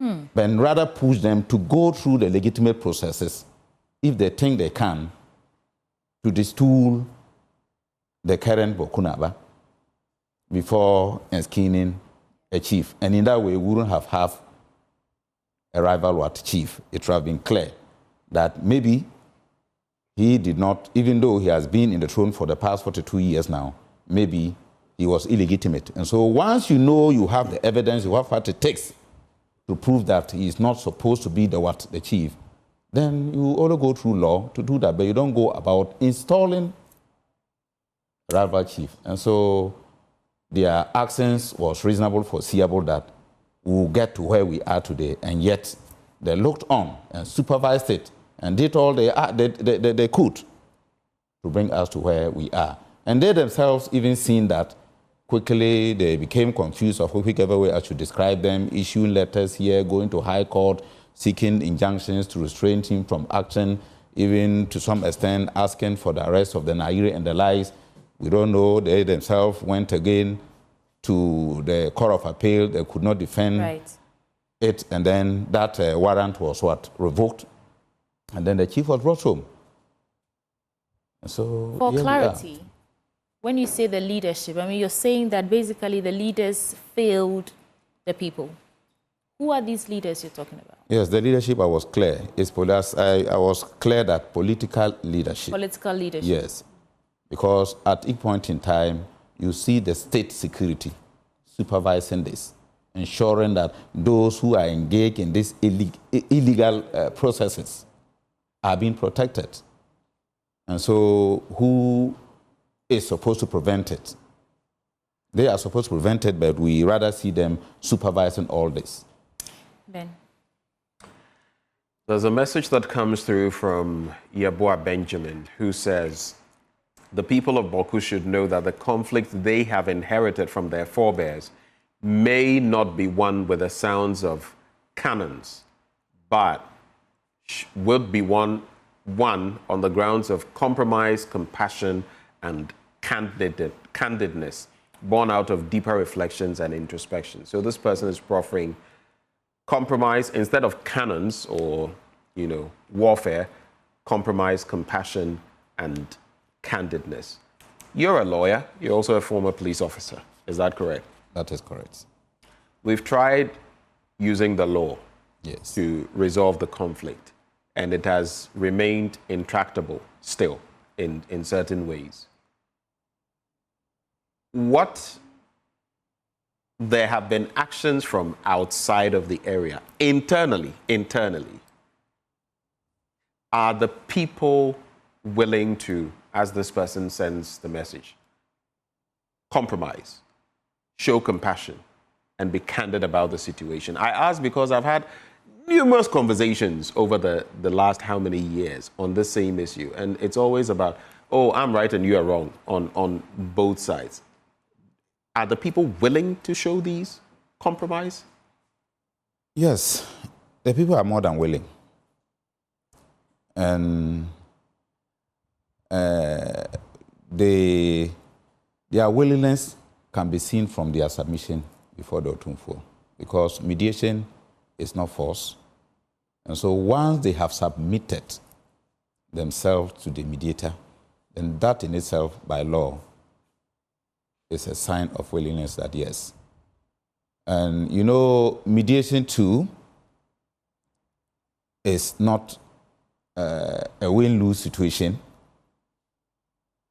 And so I, considering it from that tangent too, I will also respond to the question that are people willing to compromise?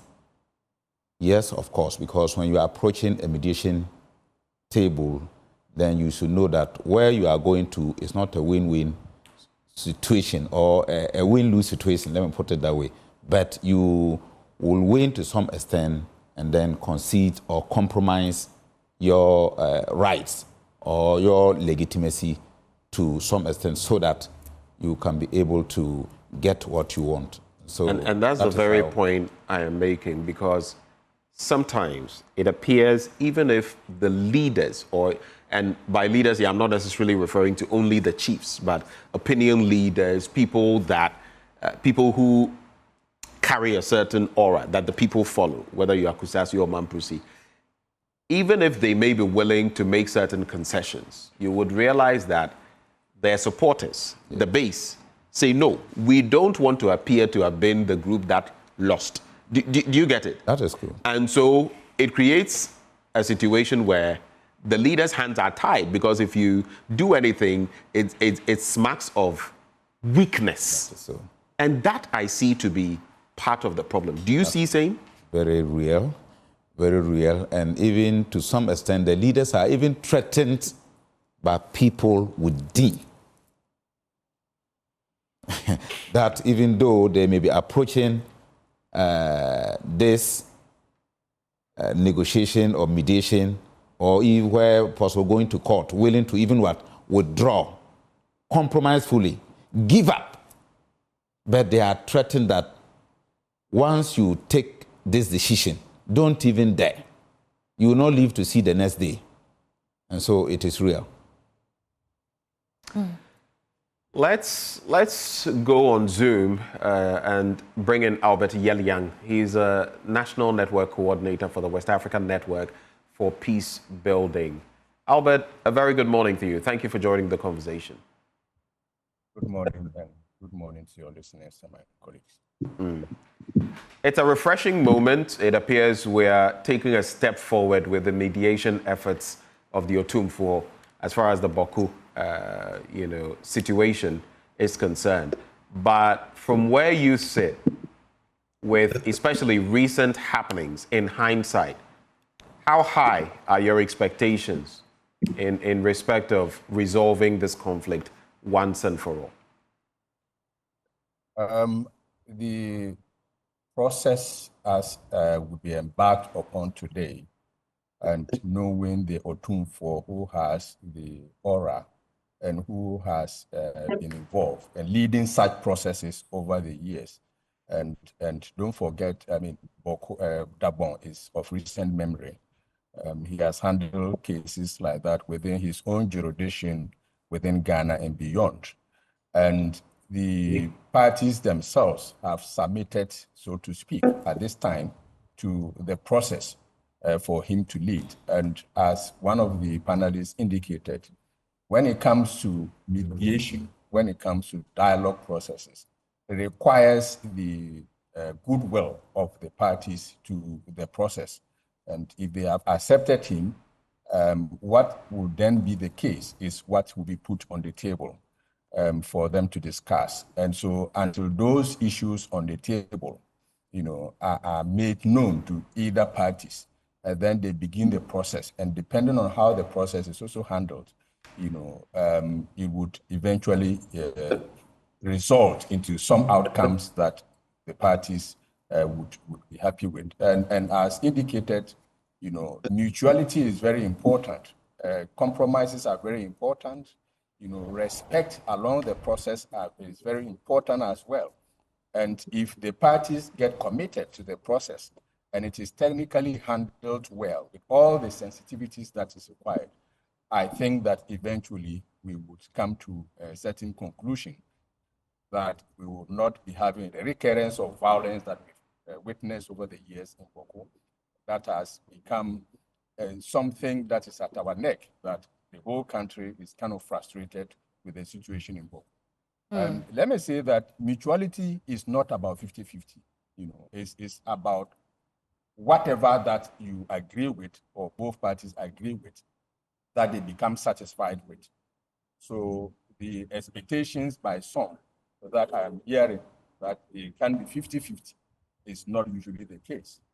So the process will unfold, and then we will all be monitoring.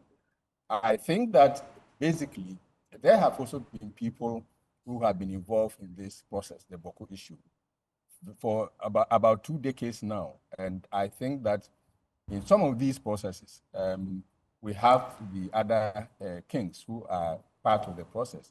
However, it's always important to have some technical people who can be monitoring the process and who can provide some guidance also. Not to say that the parties leading, the Otumfuo and his team, don't have the capacity. That is not what I'm suggesting. But I'm indicating that it's usually important to have an expanded, comprehensive kind of process that people are observing and also suggesting, some issues or some processes that can, or opportunities that may be unfolding. And then also we require, building a groundswell, as indicated by one of the posts. It may be happening at that elitist level, technical level, at that high level, leadership level. But then on the ground, the dynamics can be different. And I have the experience, and so many people have, that in many of these instances, there is the need for ground building, to build the ground, enable the parties on the ground, the following, so that when there are outcomes along the processes and the eventual outcome, then it becomes acceptable. So that is also very, very important. So we should not focus just at that level where the Otumfuo is leading the parties, but then also deploying some strategies on the ground so that if there are outcomes along the processes, then those outcomes can be handled properly or accepted properly, and the process can be smooth. Right. You said that we have to understand the issues. In fact, let's put all the issues on the table, understand, and then we can begin a comprehensive process to resolve the issue. I want you to reflect on this for me because, I mean, for many people listening, they know that this is a conflict or this is just behavior that was inherited. For those who are actually on ground fighting, this has very little to do with what's happening right now. I read research some time ago about some experiments conducted in a lab where some monkeys were put in a lab and a banana on a pole, and if you climb up, they sort of shock you, electrocute you. And so over a period of time, the monkeys realize that you don't climb up there because there's something there that you don't like. And even when they removed the electrical elements from there and the banana from there, every new group of monkeys that come in, if you try to go up there, they will try to pull you down because they're preventing you from reaching to that dangerous place without even understanding why it started in the first place. To what extent is this conflict we're seeing in Bawku just an inherited behavior so that we can understand and begin to actually, put on the table those comprehensive processes that you talk about? Because like we say in exam, understanding the question forms part of answering it. To what extent is this just inherited behavior? There are people call them young, and there has been stereotype, information. We have in information technology called giggle. So sometimes what has been pushed into the minds of some of the people is what they hold here, and depending on who is doing that, it even takes more than any other person. So that. Oh, Albert, I really want to understand what you're saying, but we are getting an interruption in your network. Perhaps if you could just park for us, let's have this conversation and then you can proceed, if it's possible. Otherwise, we can try again.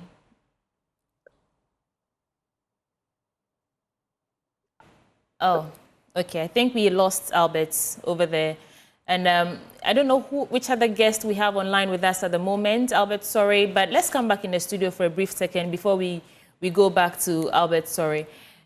Would you like to reflect on that analogy for me, to the extent that this is just inherited, so that we can understand where it's coming from before we can begin to unpack and solve the problems? Yes, I think that was a very good analogy using the monkey scenario. And I would like to link it with what Benjamin, I think one of the questions that he asked was not addressed. He said that we have tried using the law, and that has also not solved the problem. That I disagree, that the law has not been used but failed. Because I started by saying that we have a legitimate chief who has been exercising that right, that power for over 42 years now. Okay, so let me just clarify briefly. Okay. You know, the matter, like you said, has gone to court. Yes. And all of that. And there were some decisions of the court. Beautiful. So why are we here? That's basically what I'm trying to Thank you. Why are we here? Because someone ran to the Supreme Court. That was way back in 2003. And that was the last time that someone attempted to do anything as far as using the court system in this chieftaincy conflict is concerned. You went there trying to challenge the legitimacy of the chief.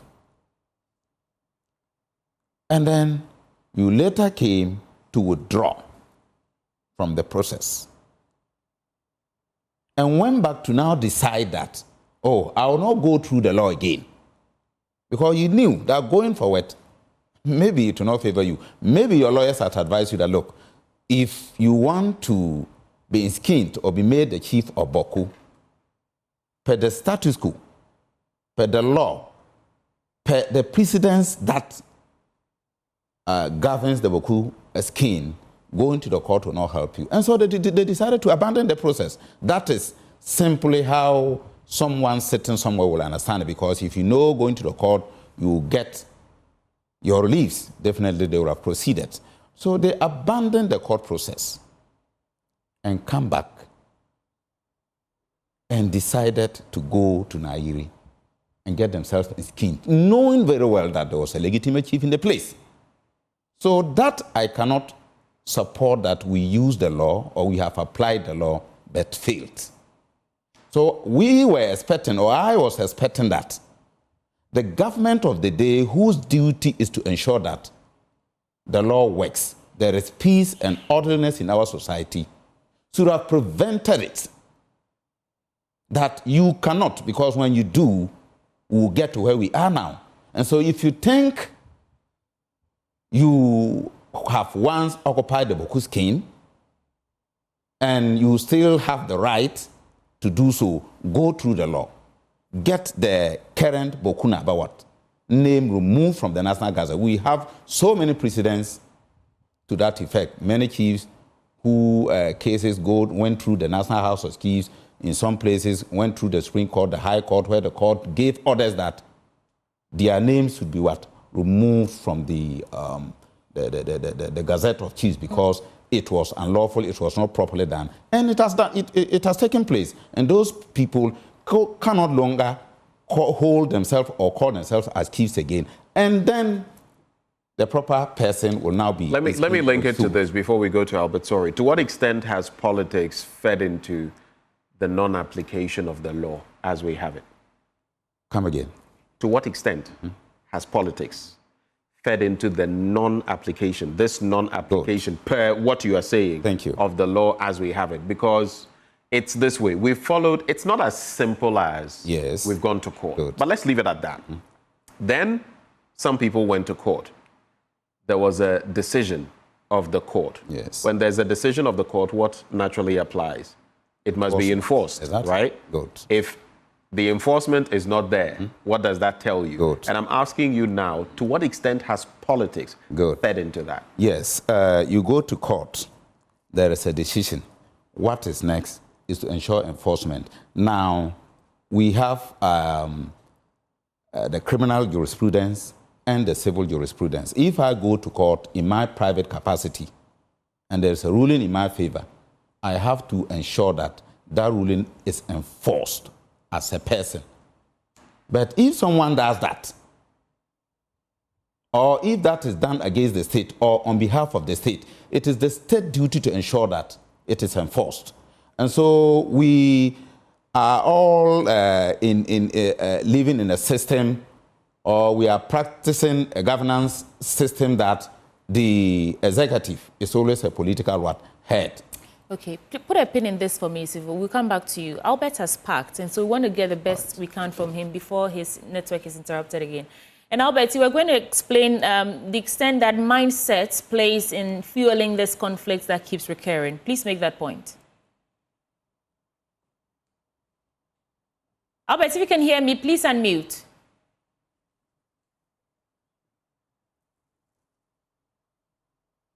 Okay, doesn't think Albert Yeo Yang can hear me. He's ready now. Okay, Albert, we're waiting. You were going to make a point about how mindset plays a role in the conflicts recurring. Please make that point for us.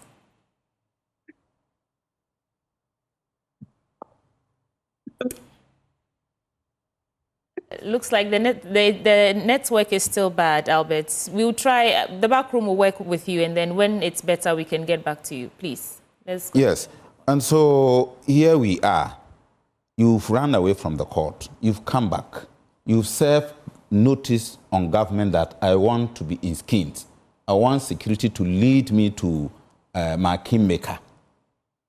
And so this is where you are expecting that the state should see that that enskinment in itself will give us trouble. It is the duty of the state then to go to court, secure an injunction, and prevent that process of even happening. It is the duty of the state to ensure that if there are acts that are likely to breach the peace of a particular area, the state should ensure that those people are arrested and brought to book. And so who is the state at each point in time?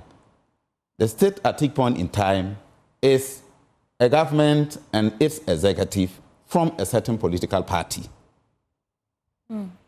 who will one way or the other feel reluctant to carry out this mandate to prevent some of these happenings. And so that is the political link of it. And then finalizing it with your the monkey whatever scenario that you used. We were expecting, or one would have expected that at least if that scenario was applied to this situation, using the law, making sure that anybody who tries to break the peace, it's not just in Bawku alone, but if the Bawku situation is allowed to succeed, I know for a fact that we have similar processes throughout the country. There are few towns in Ghana that we don't have people who are aggrieved with, what do they call it, a certain chief, and who wish to also be skinned as. You see it? So that is the situation that you use in this analogy. And so one would have expected that the Bawku situation, the law would have been applied, punish anybody who wants to try the process. And so we, the young ones who are coming up, will use that as a lesson to learn. Anybody who grown up to think that, oh, I am from a royal in the past, a royal that doesn't exist, that doesn't have legs to stand again, who tries to, what do they call it, gather the youth by his side. Let's do everything to make sure that we are skinned as rival chiefs of a particular town. This is the punishment you go through, because that act will break your peace. And so it is a state function to prevent it. And I think if we had applied it this way, if God bless, and then we come out successful from the Otumfuo mediation, this is what we should watch on. This is what the state should try at each point in time to punish anybody who wants to do anything to breach the peace again. And I think once we go by that... I actually like how you applied that research. It's different from the interpretation I gave it when I first read it. But yes, it still works. Thank you. And Albert Sorry is our Upper East regional correspondent. He's on ground, so we want to gauge the mood in terms of what's happening there right now. And Albert Sorry, thank you for joining us this morning. What's the mood like this morning out there? Everything has been calm over the last 1 week or so. There haven't been any disturbances like we witnessed in the early parts of this month. The chief of army staff was in Bawku last week to, see the place for himself. It was his first official visit to that area since he came to office. And he used the opportunity to meet with traditional authorities, to interact with them, and to, call for their collaboration in terms of how they can keep the towns secure. He also wanted the traditional authorities to talk to the youth to desist from, all the activities that they engage in that go to mar the peace of the area, particularly in terms of sometimes trying to engage in confrontations with the security services. So that's what has been happening over the last 1 week. Things have been calm in Bawku, at least during this period. Ben. So looking at these developments, I don't know what you would say are the expectations ahead of today's mediation and all of that, interacting with the people. What are their expectations?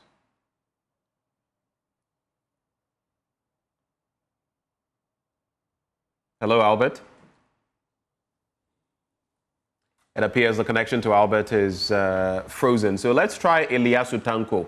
He's a Northeast correspondent, but let's pan back into the studio first and take it from there. So on the back of everything that has been said, maybe I should put the question to you as well, Issifu. How high are your expectations as far as this mediation effort is concerned? We've been through the mill, and some would even describe this conflict now as intractable. And you know what that means. Yes. How high are your expectations? What are you hoping for? I am hoping that it will come out successfully and it will bring a lasting peace to Bawku. I'm trying not to be a pessimist or play devil's advocate, because if you want lasting peace, some things ought to be done, grounded, whether across nations or across sects or across factions. We've been here before, and certain actions have been taken, and then we said, this is peace. And then maybe a few years later, a decade later, we get back into this. What makes you that convinced that this time, this could be it? Yes, I am convinced that this mediation process will resolve that we have only one chief in Bawku. And once that is set, that is announced, I think we are good to go. Mm-hmm. That is all about it. Mm-hmm. I think Otumfuo has done it before. And so he's a very wise king. And then he's going to, because, you know, if it was a judicial process, it would have been proper for us to be discussing it. We don't want to be pre-judicial or this is mediation. So that is why I am restraining myself from certain comments. But largely, yes, I am sure that the mediation will resolve that. There should be one person should be recognized, or the recognized Bawku Naba should continue exercising his power. And so how we can coexist as people, as we did in the past, among other things, should be the path we should be charting. You sincerely think that will bring closure to the matter? That is it, and that is all about it. It's about someone challenging my authority as a chief. And there is no any town in this world that people will allow that. Just hold for me right there. Let me bring back Albert. Sorry. Albert, I was asking about the expectations of the people in respect of the mediation efforts kickstarting today. Yes, Ben. The people are expectant. They are looking forward to this. As I was saying, you would realize that the last 1 month came with some misunderstanding between the security agencies and some of the youth, particularly on the Kusasi side, when we witnessed that incident that resulted in the killing of one person, and also the youth going to burn the private residence of the Bawku Divisional Police Commander. So it was some indication that the trust for these people towards the security had begun to go down. In fact, if you spoke to some of them at the time, when their tempers were very high, they were calling for the security to be withdrawn from the town because they didn't believe that they were being neutral. And so this whole process, with the Asantehene coming in, many believe that it's a new dimension towards negotiating a peace process and hopefully finding a lasting solution to the problem. Let me just feed off Ilyasu Tanko as well in terms of your thoughts on that same matter. Do we have Ilyasu Tanko? Hi, Benjamin. Great. From your end as well, I mean, what are the expectations? Well, as we understand, the Nairi and his elders would be in Kumasi today. And we know that the Kumasi, the Asantehene Palace, the Nairi is not a stranger there. He helped the Asantehene and the overlord of Gonja to resolve the Dagbon issue. So Asantehene Dwasa, the Otumfuo Palace is well aware of the Nairi. And so we understand that the Nairi is going to be present today, his elders as well. The mood in Nalergo and Walewale is very calm. There have not been any incidents since the beginning of February, when there were a lot of violence on the Nasia Walewale Bolaga Road. As of this time, everything has been calm, and the youth, especially those in Walewale, are really eager to see the permanent resolution of the Bawku conflict, because they are always almost get entangled anytime there is tension in the Bawku area. So Walewale youth in particular are urging or are expecting that this issue will find a lasting solution once and for all. Ilyasu Thanko, thank you so much. We do have Austin Game with us as well, and maybe we can take brief comments from him while we wrap up the conversation. Austin Game is an alternative dispute resolution expert. Sir, thank you so much for joining the conversation. At this point where mediation has begun, what are your thoughts? Please drop a pin.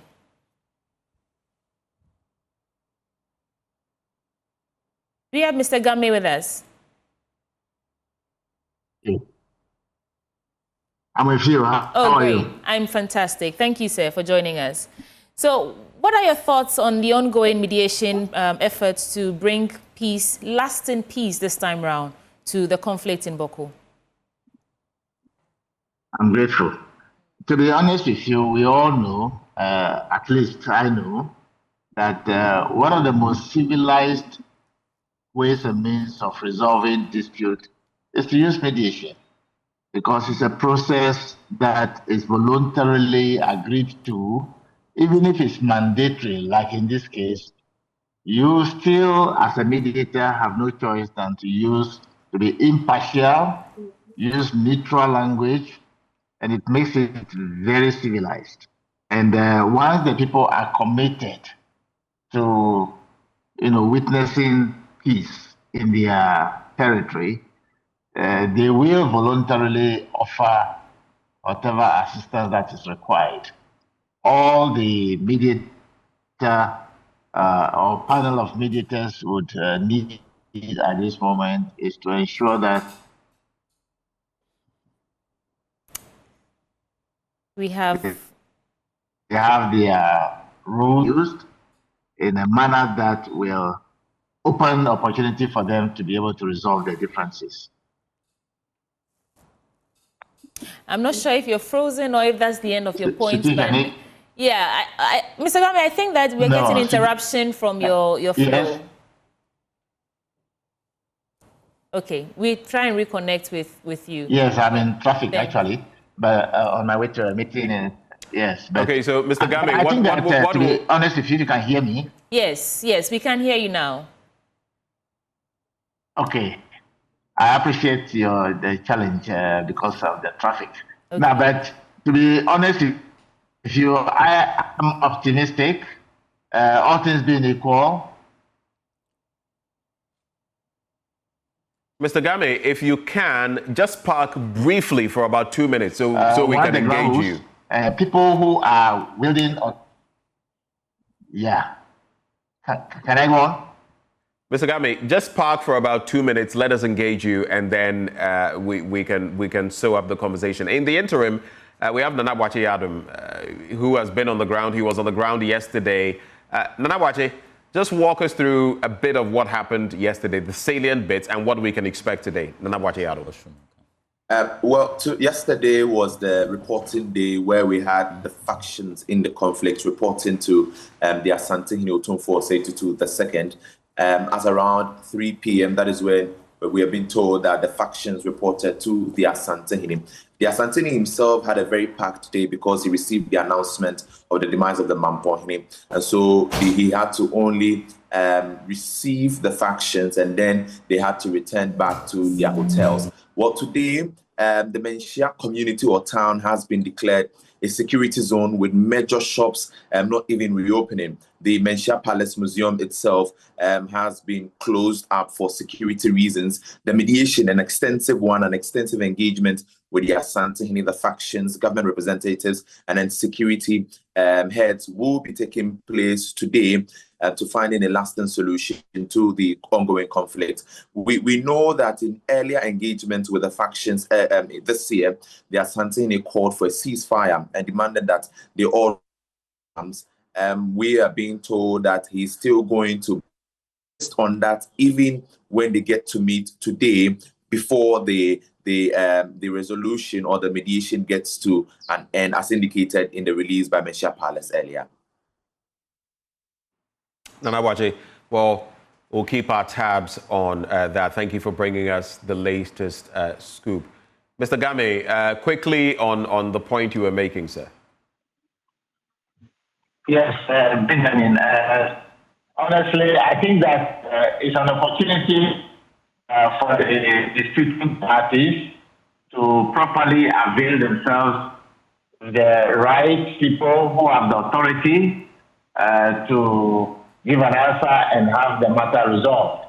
I'm hoping that the panel of mediators will put their cardinal rules and the protocols in language that will be used to enable them to go through a process. Indeed, I believe that any form of mediation should be able to secure solution, provided the panel of mediators are going to really use the mediation process as truly partial, which I believe they will do because they have no interest directly in the matter. So I'm optimistic that they will be able to have a common solution that will satisfy everybody in the country. I'm curious to find out where your confidence is coming from. Is it in the Asantehene? Is it what's the source of your confidence? No, not in personality. Mediation has never failed once before. Never in the history of the world has mediation ever failed before. It is the parties who are in dispute that may fail. If, of course, but you need the mediators to really exhibit that professionalism. This is not a traditional process. This is a real professional mediation process. We strongly believe in the use of the pulse process, the 5-phase process, within hours, some hours. No matter the complexity of the matter, will always be resolved.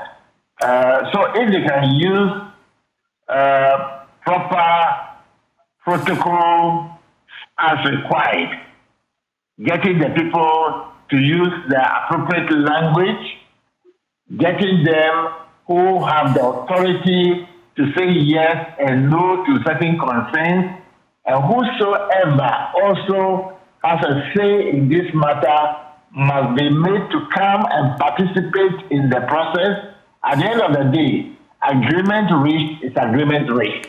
Mr. Gambe, I've heard my confidence is in mediation as a process. It has never failed before. Right. And Mr. Gambe, many will tell you that the issue with the Bawku conflict, at least the recent one we're seeing, is a matter of trust. And you're saying you're confident that mediation can help rebuild that trust. We know that trust once broken, it's not that easily regained. Yeah, it's about, it can be resolved. We have been involved in mediation, not just labor, not just marital, many other, like the Teshi chieftaincy case that we have resolved. The trust wasn't there. The way people have 6 royal houses, we should have 3, and approved by Supreme Court, not once, not twice, in the wrong way. And in the process, they acknowledge their error in the whole thing themselves, not imposed on them. It builds trust immediately. And the language to be used by the panel of mediators must a lot.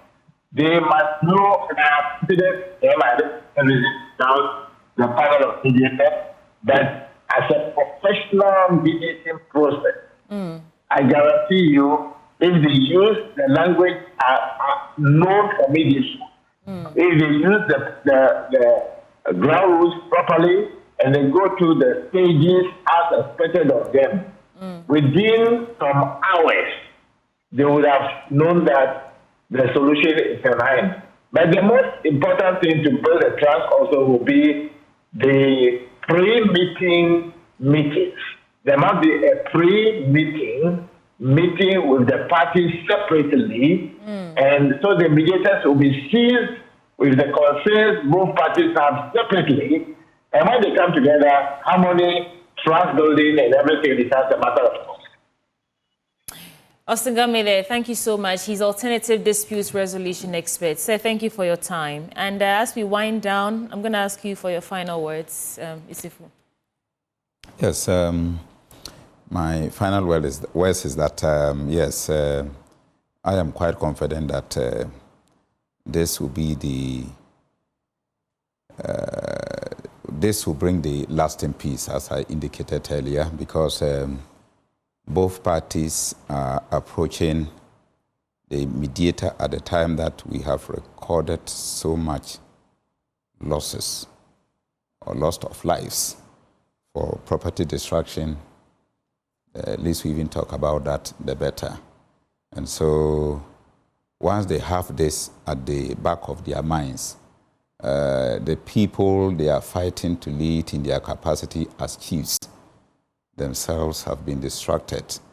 You saw I think your reporter, Albert Asori, reporting about when the security officers wanted to escort one group of people to a market. You saw what happened.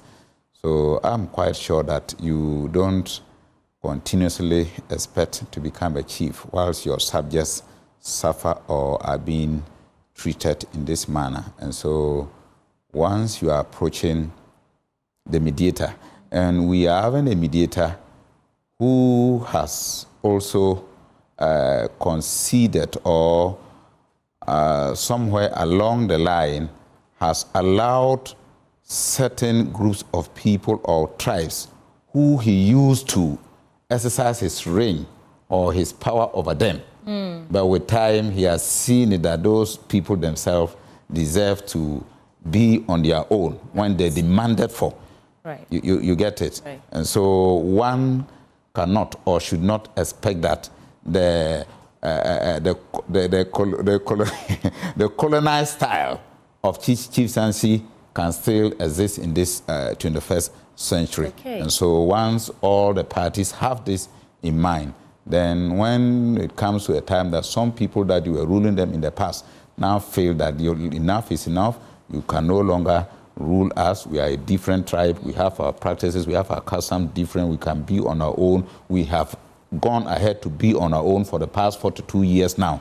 This is not the time for us to think or dream of exercising your chieftaincy over us again. I think when you look at all these things holistically and approach the mediator, we'll have a lasting peace in my area. Thank you, Issifu Mahmoud, Member of Parliament for Binduri. And fortunately for us, we have Albert Young with us. He's back on the line with us, so we'll wrap with him. He's a National Network Coordinator, West African Network for Peace Building. And there was an interesting point you started on that I really wanted to get the crux of, about mindset and how it plays a role in this. If you can hear me, Albert, please share your thoughts with us on that. Yes, so the issue is this, that there have been narratives over the years that have constantly influenced the Bawku conflict. Narratives about who is first settler and who is later settler. Narratives about legitimacy to the land. Narratives about legitimacy to the skin. And narratives about processes that have taken place over the years. Both APR, then we have the judicial process and also the one by the houses of chiefs, and the outcomes. And each faction, members of the factions tell different stories, as far as these events or narratives are concerned, and it is fueling the conflict all the time, We also have the issue of what is it that we now have on our hands? Is it a social conflict issue or is it a security issue?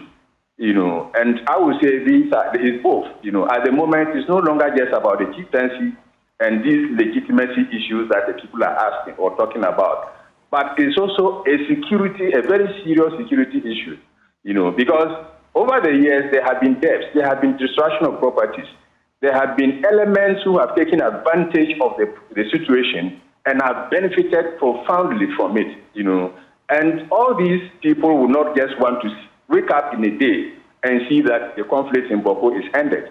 So as the mediation goes on, we need to look at all these levels, and deploy an expanded approach, as I indicated. How do we reset the minds of the populations to follow the process, as one of the panelists indicated?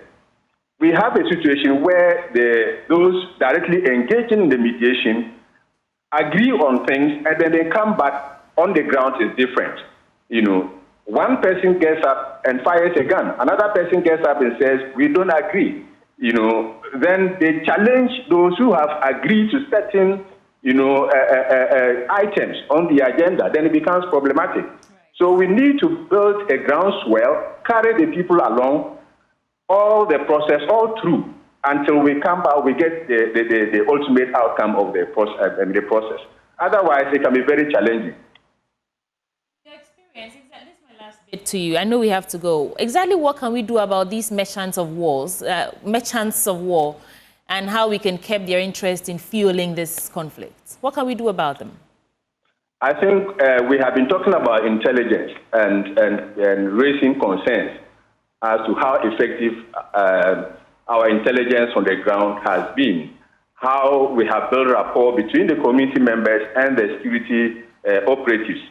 You know, because if there have been incidences and it's difficult for them to apprehend the suspect, then it becomes challenging. You know, they gather into their cells, prepare, and only monitor the system and come out again and strike. They build the networks within and without the enclave of Bawku, who then support them in these adventures. You know, then they come back. So we need to build that rapport. So diplomacy and defense need to be engaged quite strongly. So that while this process is ongoing at the Manshia Palace, we also have some deployment of intelligence to monitor what is it that is happening on the ground. You know, what strategic moves are taking place. And with this, we will require the cooperation of the populations. They need to understand what this whole process is all about, what the end game may be or may look like, you know, so that we can also manage their expectations. That way, we can continue to build the trust between the local populations who are not on the table discussing these things, you know, but then who have a certain currency as far as, you know, how we progress on this conflict is concerned, so that they can be part of the process and understand it, and then contribute towards having an enabling environment for all the outcomes that may be coming out from the process. Thank you so much, Albert. And that's it for this belt of conversation. Who did we speak to in the studio? We had Issifu Mahmoud, Member of Parliament for Binduri. We also spoke to Austin Gummy. He's alternative dispute resolution expert. Albert Young, the last person you just heard from, National Network Coordinator, West African Network for Peace Building. Of course, correspondent Albert Sorry for the Upper East region. Northeast region, we had Ilyasu Tanko and Anabwachida Nkwayadom, Ashanti region, but he witnessed that first day of mediation processes in the Ashanti region. And that's it. Thank you all so much for joining us. Okay, Benjamin. Oh, the question, are you looking for a home in a prime location? Nesta's Homes has got you covered. And our properties in Tema Community 26, just behind the Palace Mall, offer a serene atmosphere, easy access to transportation routes, and social amenities. And off-plan prices start at $35,000. Reach out to us today on 0531 014 440 or 0531 014 447. You can also check out our website, www.nestas.com.gh. Let's talk about water tanks, because you know, and I've been telling you the secret to water storage, and it's simply, if your tank doesn't have the tortoise on it, it's not the correct tank. That's right. The tortoise tank, Syntex tank, is a champion of water tanks. It is strong and durable, and it's also built to handle our Ghanaian weather. So whether rain or shine, especially in this rainy season, Syntex tank has got your back. So as we speak, go outside, check your tank. If it doesn't have the tortoise on it, it's time to upgrade. Join the Syntex tank family today and enjoy water storage that's tough like a tortoise. Here's the number to call: 0244 335 168. You can call to buy one or find one of our 400 agents nationwide. You can also shop online at www.syntexgh.com. Syntex tank, a strong, a tough. That takes us on a quick break. When we return, of course, more action on the AM show.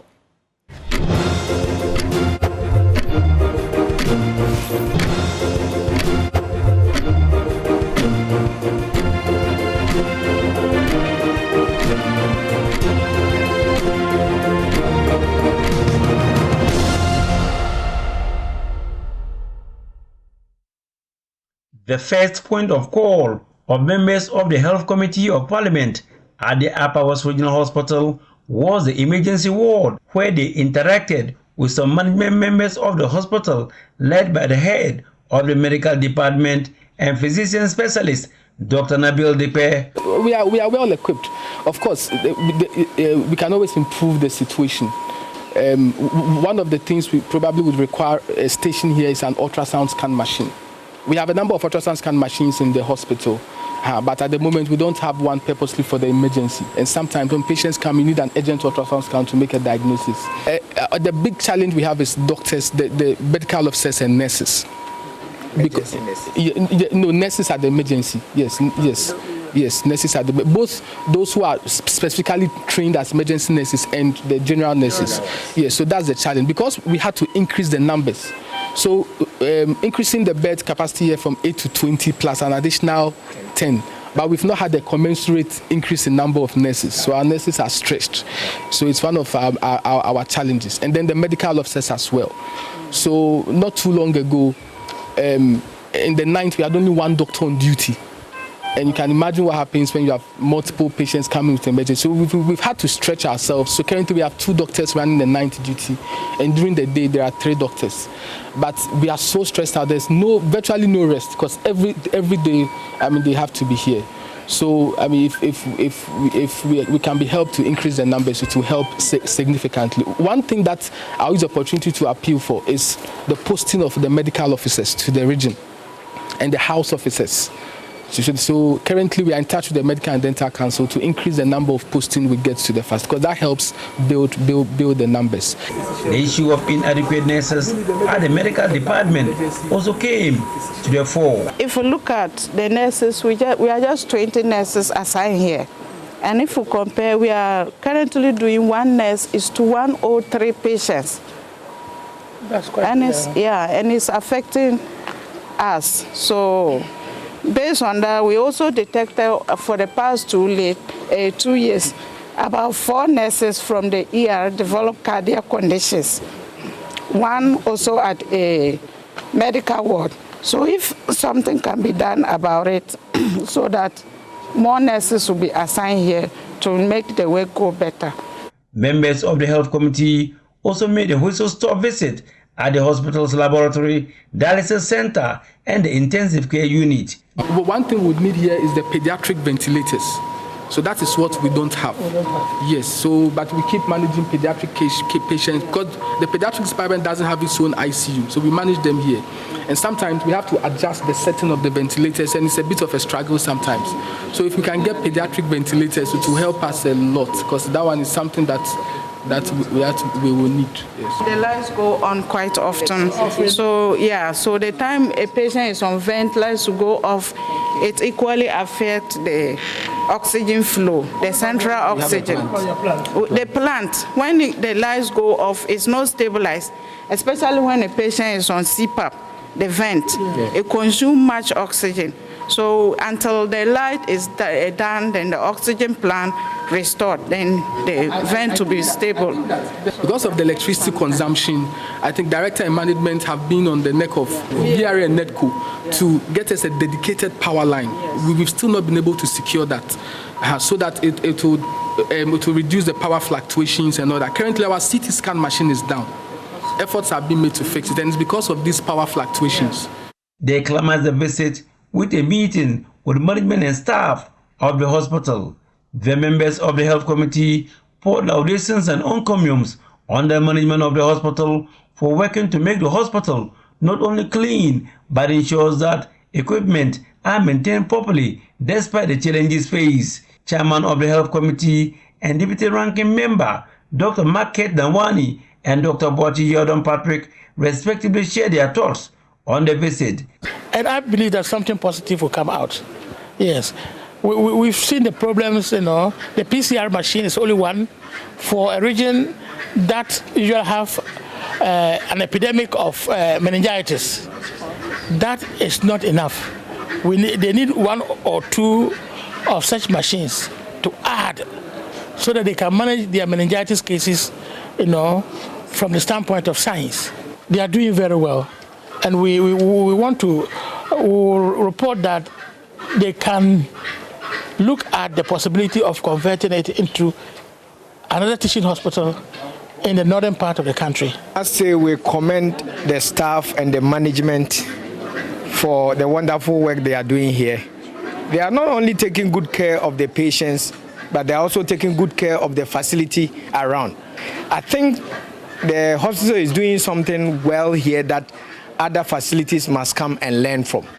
Reporting for Dway News, Rafik Salam. Wow. The breakdown of life-saving equipment in major hospitals in the country remains a challenge to the country's healthcare delivery. Despite the situation being recurrent, successive governments appear to have done little to deal with the situation. Dr. Thomas Anaba believes it is about time a lasting solution is implemented to deal with the challenge. Definitely we must take interest, because that is part of our work, to go around like we are doing, to see to it that what government intends to do in the hospital to keep people alive, give Ghanaians the needed health care, they do it. Once it is failing and our attention is drawn to it, we'll definitely try to go into it to see what the main problem is, who is at fault, or is it the system that is failing, and try to tweak it. Luckily, we know that now the NHIS has been uncapped. So more money now would go to the hospitals to ensure that they use it for their internal things and even procure. And after we make some recommendations to them, we'll see how equipment can be brought to hospitals. There are various ways to get equipment to hospitals. The committee, as part of its mandate, visited the Ashanti Regional Hospital and the Konfanoche Teaching Hospital in Kumasi. Lack of space and high attrition rates remain a worry for these facilities. The parliamentary committee, through deliberations with managers, proposed some solutions to address the challenges. Dr. Anaba is hopeful of an amicable resolution as he expresses confidence in the managers of the facilities. We looked around, and actually this is one of the hospitals I have gone, and we didn't have a course to talk about hygiene. I think it is very exemplary. That of the Kumasi South too was same, and we think that other hospitals should emulate this. They have invested their own internally generated funds in renovating parts of the hospital, which is a very good thing that we should applaud them for. And we hope that they would, with this track record, anywhere they go to source funding, they will know that productivity will yield the needed dividend for them to pay back for whatever money they would like to use to buy any further equipment to improve upon the service. Meanwhile, the committee is encouraging the facilities to consider expanding services offered to the public. For Joy News, Nanaya Ojima, Kumasi. Welcome back, and on the back of that, we have an engagement coming your way as we delve into the health-related issues. You remember the Tamale Teaching Hospital? Well, here we are back with more action, not on that facility, but other developments. Dr. Mark Kurt Nawani joins the conversation. He is chairman of Parliament's Health Committee. Good morning, sir. Good morning. Let me say good morning to the viewers of the Joy TV. It's a pleasure having you join the conversation. What led to this, decision to go and get these sentiments from these health workers? Just want to know whether it had anything to do with the previous instance we just had at the Tamale Teaching Hospital. No, the health committee had already planned about a month earlier to go on an outreach program, yes, to the regional and teaching hospitals. Yeah, we wanted to start with the regional and teaching hospitals because during the budget hearing, a lot of issues came up. And we thought that, no, by going to the grounds, we'll get a first-hand information about what is happening in these hospitals, and then we can advocate for them. Yes. Okay, so this is not a, one-off situation. It's not a 9-day wonder. It's a program you have. Exactly. Parliament has repositioned itself that the committees have to go out and gather information, interact with the ordinary people. In other words, people should start feeling the Parliament of Ghana at their doorstep. So you see that the sanitation committee went out, the education committee, they were also about to go out, and so many other committees are on the move. Yes, want to get our clients, want to get the institutions and agents that we supervise to get personal information. Dr. Nawani, my colleague Sweetie Abachi will come in shortly. Just a quick one, though. So which entities in the next few weeks or in the coming days are you targeting next? And what would be your brief takeaways from this last interaction with the medical professionals? Come again. Okay, so let's start with one. Which other entities, medical facilities, are you targeting after this one? Oh, after this one, we'll be targeting the district hospitals, some of them, and we can also target the training institutions, the nursing training colleges that are under the ministry. Okay. We hope, we should be able to get a first-hand information about the problems that they have. All right. So these this last group you interacted with, I heard a lot of things they said, but I just want to find out from you before Sweetie comes in, what were the major things that stuck with you on the back of that interaction? The first and foremost is the lack of adequate staff. In all places, they were complaining of the lack of staff. And now looking at the situation, we have a lot of trained staff actually waiting for financial clearance. And I want to advocate that, yes, as a nation, if we cannot give financial clearance to everybody, we should do some form of differential aspect of giving this financial clearance. In other words, if you go to the whole of Upper East and Bawku Hospital, to be specific, there's one radiographer. The whole of Upper East Regional Hospital, there's one radiographer who's supposed to man the X-ray machine, the CT scan, and if there's going to be an MRI, he's supposed to be trained to be able to do it.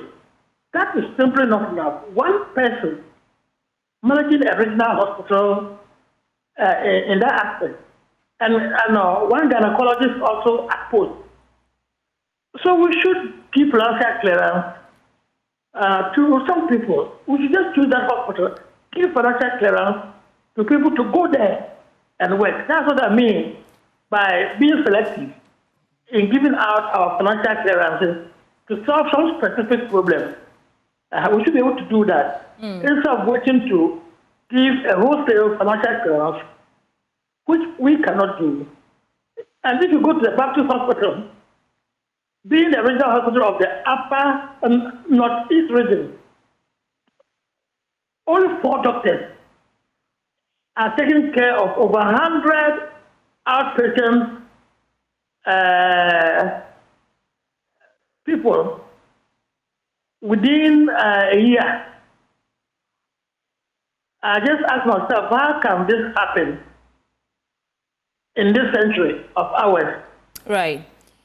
And Dr. Nawani, I mean, this strategy, while it's commendable, I'm concerned that perhaps it may not be sustainable because of that altercation that ensued at Tamale Teaching Hospital. Many hospitals now know that you may pay them a surprise visit and they will put their houses in order before you arrive there. Are you concerned that that defeats the intention behind the strategy? Our visit was not a surprise visit, honestly. Oh. And the committee's visit was not a surprise visit. The committee, we wrote to the CEOs. They were aware. I spoke with each of the CEOs, apart from Kwoto, where I couldn't get a CEO. All the hospitals, 10 or 12 hospitals that we visited, I spoke to them personally and made them relax because I've got a lot of experience running hospitals, 32 years of medical practice. You don't need to prepare and wait for me. And the problems we'll identify, whether you prepare or not, we'll be able to do that. Yes, because we go to departments and we see that there are only 3 nurses over there, and we ask why is it that on this shift, with about 40 patients, like in the Baptist hospital, you have only 2 or 3 nurses in the afternoon shift. And then we will be able to know that, no, there's shortage of staff. And of course, there's crowding over there, and they have uncompleted structures. And so we can demand to know why the uncompleted structures are so uncompleted and what we can do about it. In principle, we want to have the institutions solve their problems and not necessarily to go there trying to find fault with them. No. I have practiced in the system. I know the limitations, and I understand what they can do and what they cannot do. Yes. So, I mean, again, the strategy is commendable. But is there no other way that these hospitals can table their challenges without Parliament, Health Committee going into the hospitals on the ground to find, these issues for themselves? Yes, there's a way, because there's an annual reporting of what is happening at the hospitals.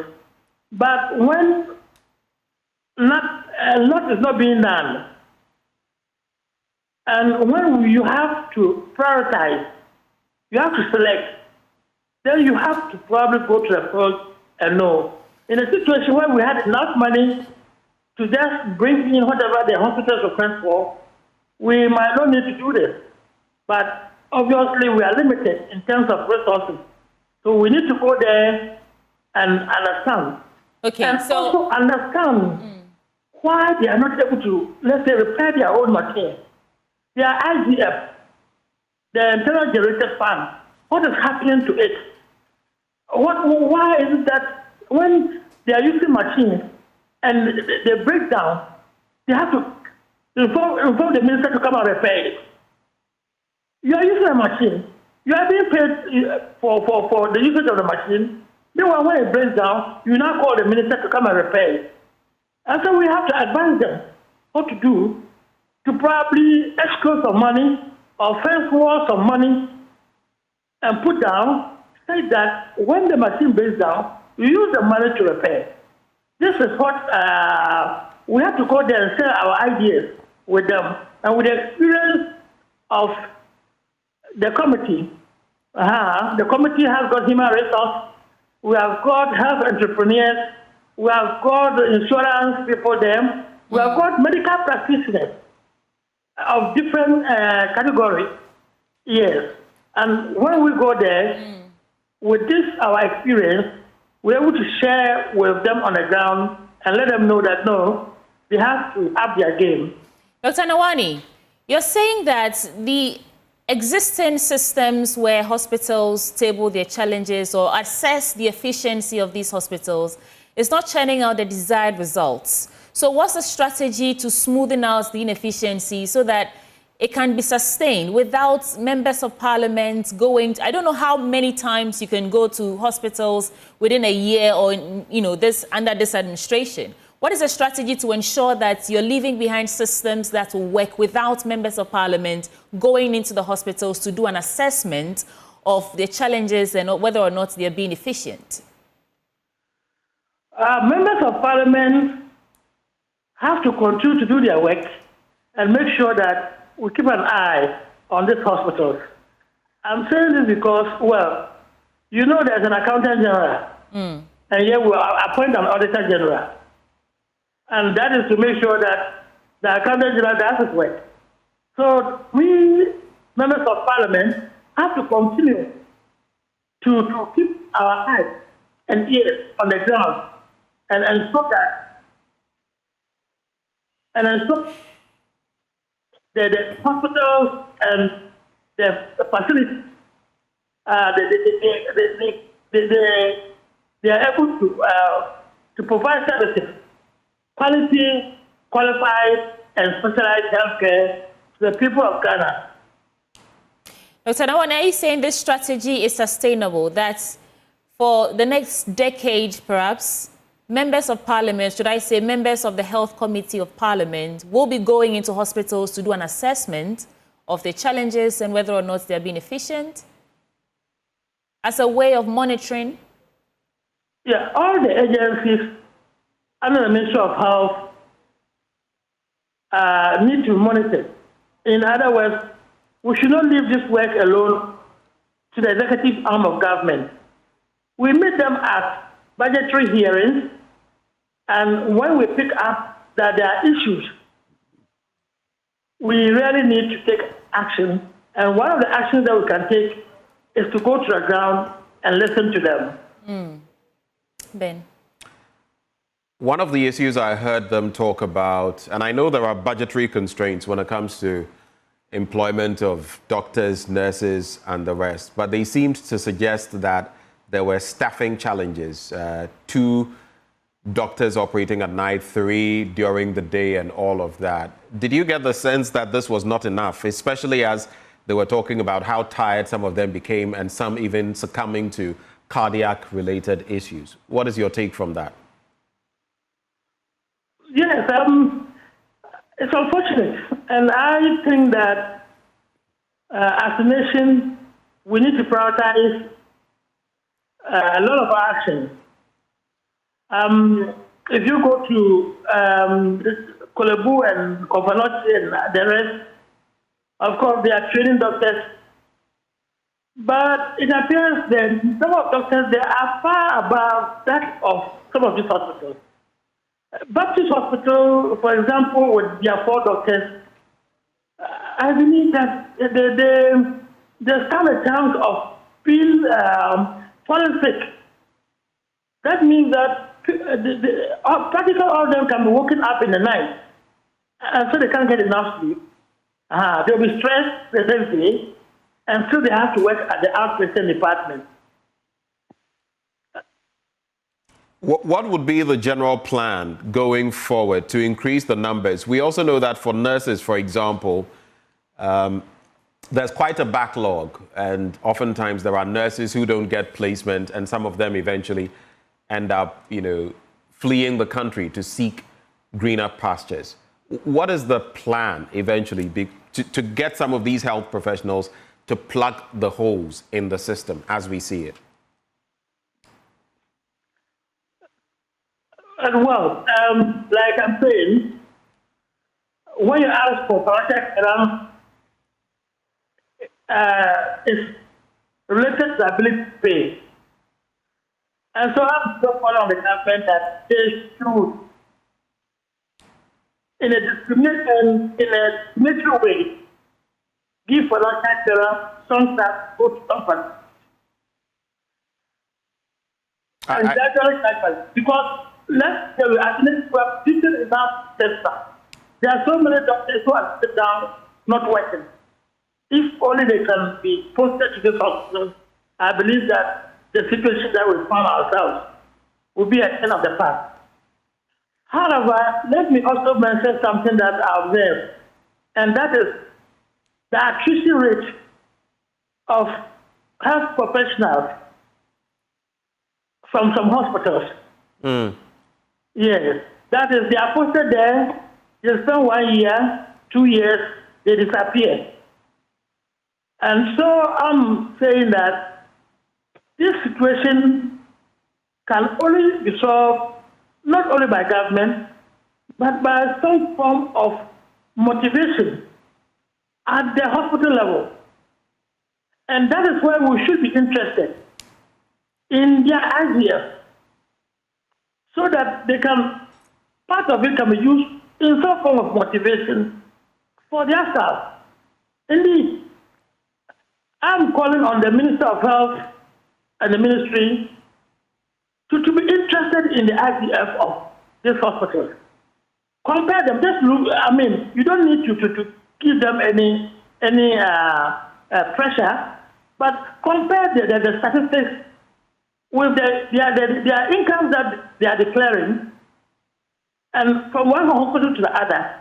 If they say that the patients are coming, as of the bad debt that they declare. Whether, because when a patient has gone, you are supposed to declare that as a bad debt. And how many hospitals, when they are reporting to us at budget level, declare a bad debt? And there's a procedure for that.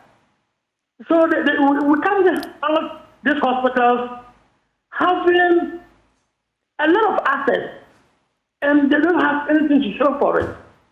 And the National Health Insurance Authority, they need to up the tariffs. The tariffs are woefully inadequate for the operations of the hospitals. We need to do something about it. Decrease the amount spent by the bureaucracy and spend more on claims. The 58% and 50% that they spend on claims is not enough. They have to probably increase it to 75%. And I believe when they do that, these hospitals will have enough money to stand the tide of staff attrition and also carry out maintenance in their hospitals. That point is important, the one you make, incentivizing the work they do and IGFs and all of that. But how about also cracking the whip? Because if these people are trained with government subsidies, they are supposed to stay, they are bonded to stay in the country for a certain period, and they don't stay. What are the consequences for them? If there are no consequences, this will continue, won't it? Let's me be honest with you. Whether they are bonded or not bonded, they will still find a way of ensuring that their freedom of movement is not restricted. There was a time when they bonded nurses and all those type of things. But if, for example, and the person employ him or her, that's really you are both you not to the country, but you are not employing the person. What do you want that person to do? So that is the reality that we need to understand. Man must live. All right. Well, Dr. Market Nawani there, Chairman of Parliament's Health Committee. Thank you for spending some time with us this morning. So that's that for this conversation. Hopefully we have some time to pick your calls when we return from this break. Please stay.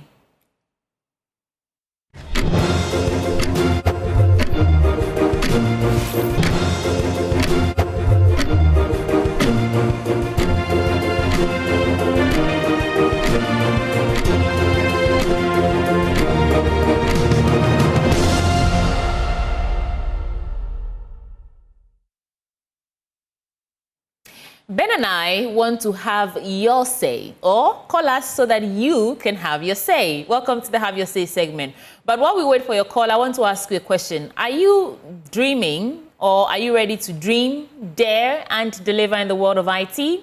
Then look no further than Jackson Institute of Technology. It is the only NIIT authorized training center right here in Ghana.